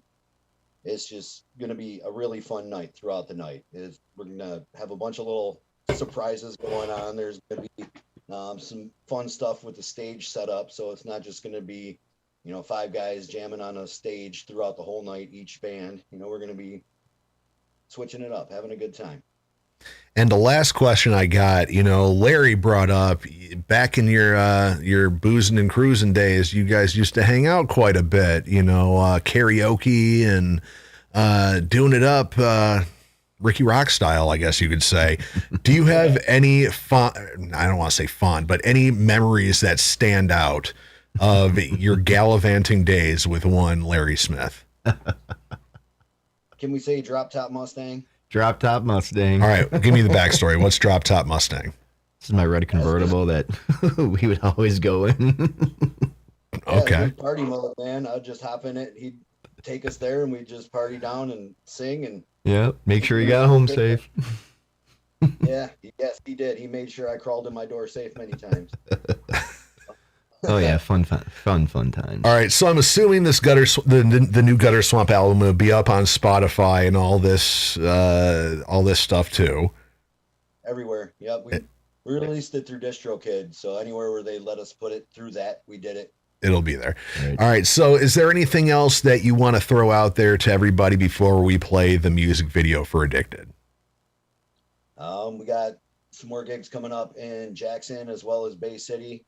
I don't have those dates on me right now, but they are on the Gutter Swamp Facebook. That's just Facebook/Gutter Swamp. Same thing with Instagram. That's just Instagram/Gutter Swamp. And my wife got us a TikTok going, or Ticky Tacky, whatever you want to call it. Oh, that's fun. At Gutter Swamp as well. So go on one of those social medias. Hit up the YouTube as well. We got that going with a couple videos. Like you said, we just dropped the Addicted one on there a little bit ago. Right there. And, you brought up, I know this is a band for fun and all that, but have you guys thought about doing, the weekend warrior thing? Hey, let's go do, Cleveland on Thursday. Let's go do Pennsylvania on Saturday and play a show on Sunday and then come back in time for work on Monday. Have you guys talked about doing that kind of thing? Is that something you guys want to do?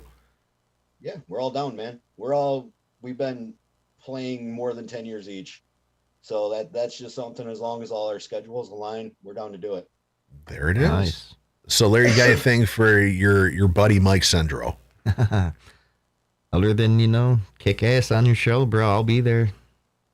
Awesome. Thank you. I'll be there too, and I'm going to live out your former drunk days. And I promise I will be Ricky Roxx, what was it? Bar Star Rockstar drunk. Dive bar. Except not in a dive bar. Bar Rockstar. Bar Rockstar. God, that Jack Daniels is hitting me now. Useless. All right, Mike, take it easy, brother, and we will see you on March 26th. Swamp Mageddon, Gutter Swamp, The Lion Within, Fuel the Fire, Venom of Virtue, Letters from Abel, $10 21 and up, $12 under 21. But if you get them from the band, from any of the bands, $8. Don't matter how old you are. I got it. All right, cool. Take it easy, Mike. See you, brother. All right. That was Mike Cendro from Gutter Swamp.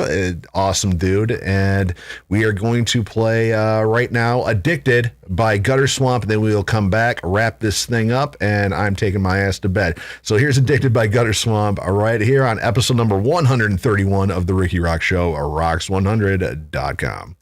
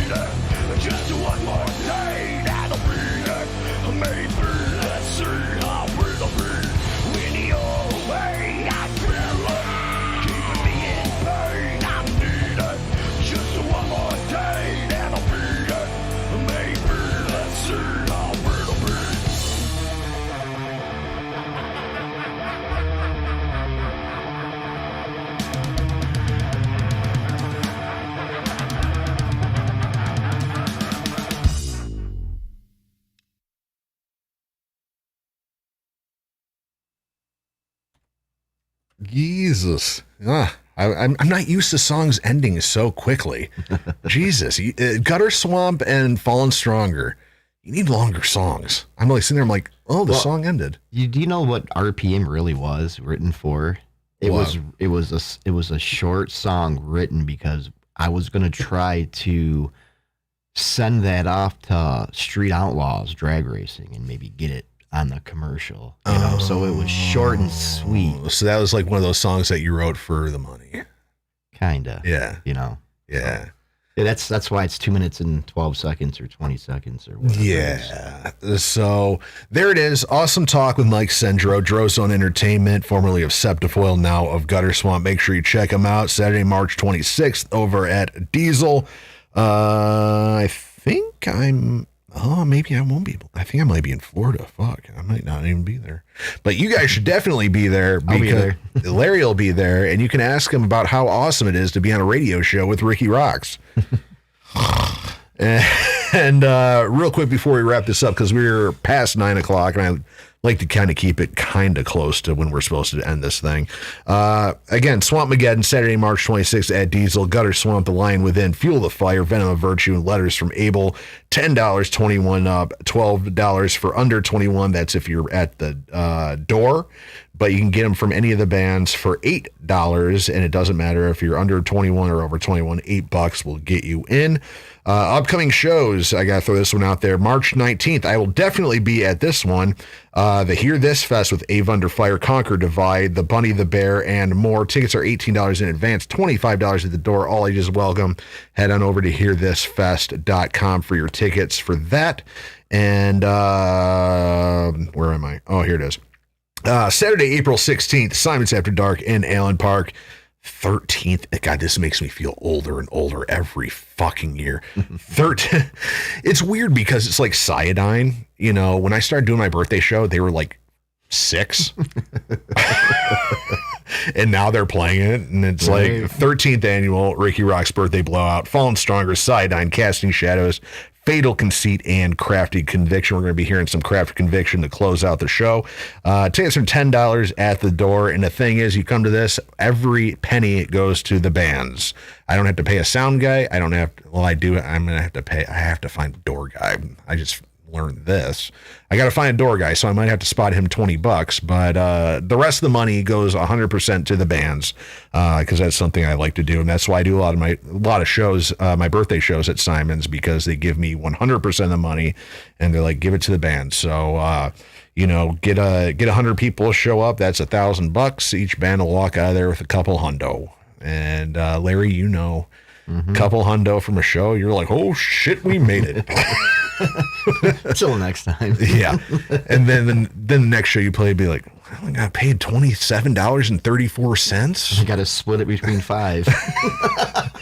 And then I'm going to be back on the MC tip on Sunday. We're not going to be doing a show this day. April 24th at Diesel, I'll be hanging out there emceeing the To Us Below War Matriarchs Fearless Punch Out and Owsley Crowley show.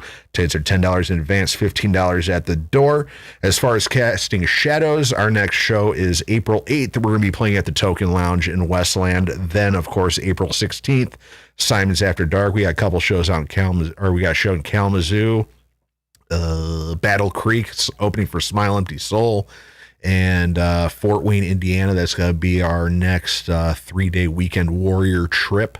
And then we're playing Rock for Vets out in Farwell, Michigan, August 24th, I think, with Saving Abel and Saliva. And No Resolve is going to be playing on Saturday, so it's going to be a super, super, super cool. Oh, yeah, and we're also opening for No Resolve at the Machine Shop. I don't remember when that is, but it's a thing. I don't remember. Sold out shows. It's a thing.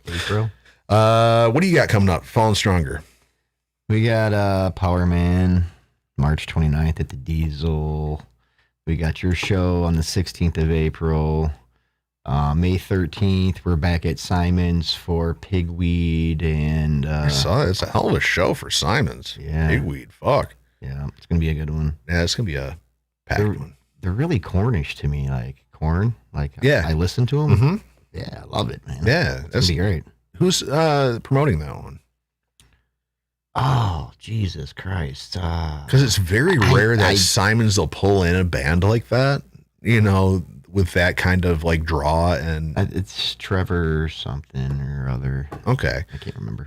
Yeah, so that's all going on. Head on over Fallen Stronger's Facebook page, Casting Shadows Facebook page. If you want to catch up with anything that's going on, ROX100, Facebook.com/ROX100. Make sure you vote on this week's Pump It or Dump It Band of the Week, Lions at the Gate out of LA. Their song Bed of Nails. There's a whole post there. Give it a thumbs up if you dig it. Give it the mad face if you don't like it. And thank you to Tomas for your question. And thank you guys for pretty much letting me talk about how congratulating people on being sober and that whole thing and the whole Kevin Razlog bit and super cool. So next week on the show, I have no idea who we're going to have on because I'm a lazy motherfucker and it's been a long time since I booked back-to-back guests. But I'll get something figured out sometime this week and somebody to talk to. So super cool. You got anything else to say before we wrap this thing up with some crafted conviction? No, I'm good, man. No, I'm good. I ain't got nothing else to say. You're getting better at this, Larry. You're slowly getting better at this. On Friday, you barely talked. Today, it'll grow on me, man. Today, you were a little bit more in there. You had a beer, and I'm like, okay, so beer of the week, he can handle it, and he knows tastes.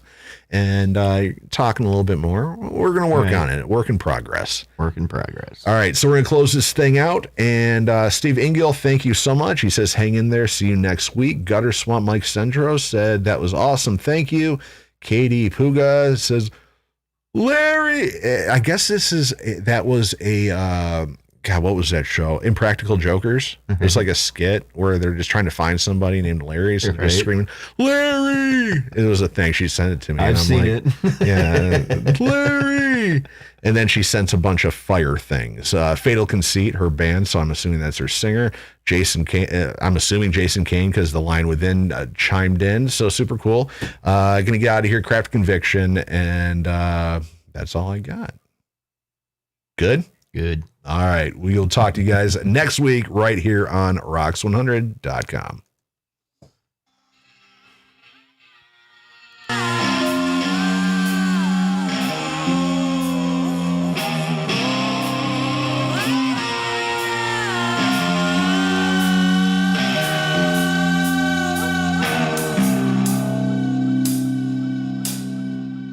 Don't you know the pain you've caused me? Don't you know what you have done? Don't pretend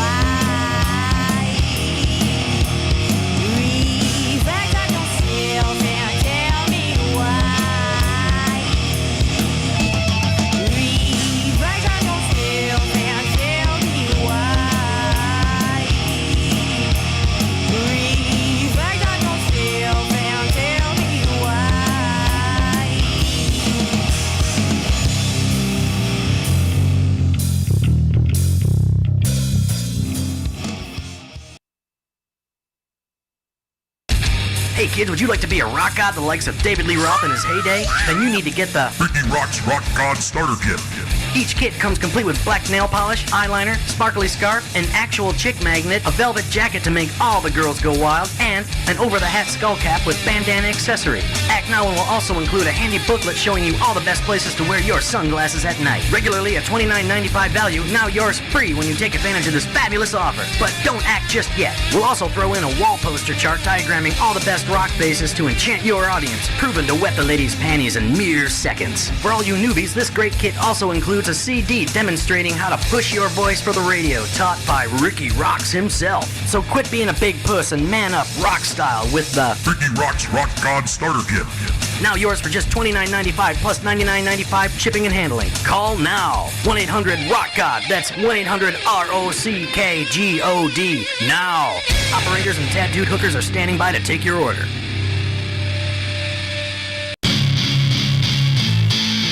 Rikki ROXX, Rikki ROXX. It's Rikki ROXX, coming out of the box. Bitches come in flocks, trying to steal his jocks. He needs to be contained with padded rocks. It's the Rikki ROXX Show, spreading like the pox. Rikki ROXX, Rikki ROXX. Rikki ROXX, Rikki ROXX, yeah. Rikki ROXX, Rikki ROXX. Rikki ROXX, Rikki ROXX, yeah. Rikki ROXX up in your grill, motherfucker.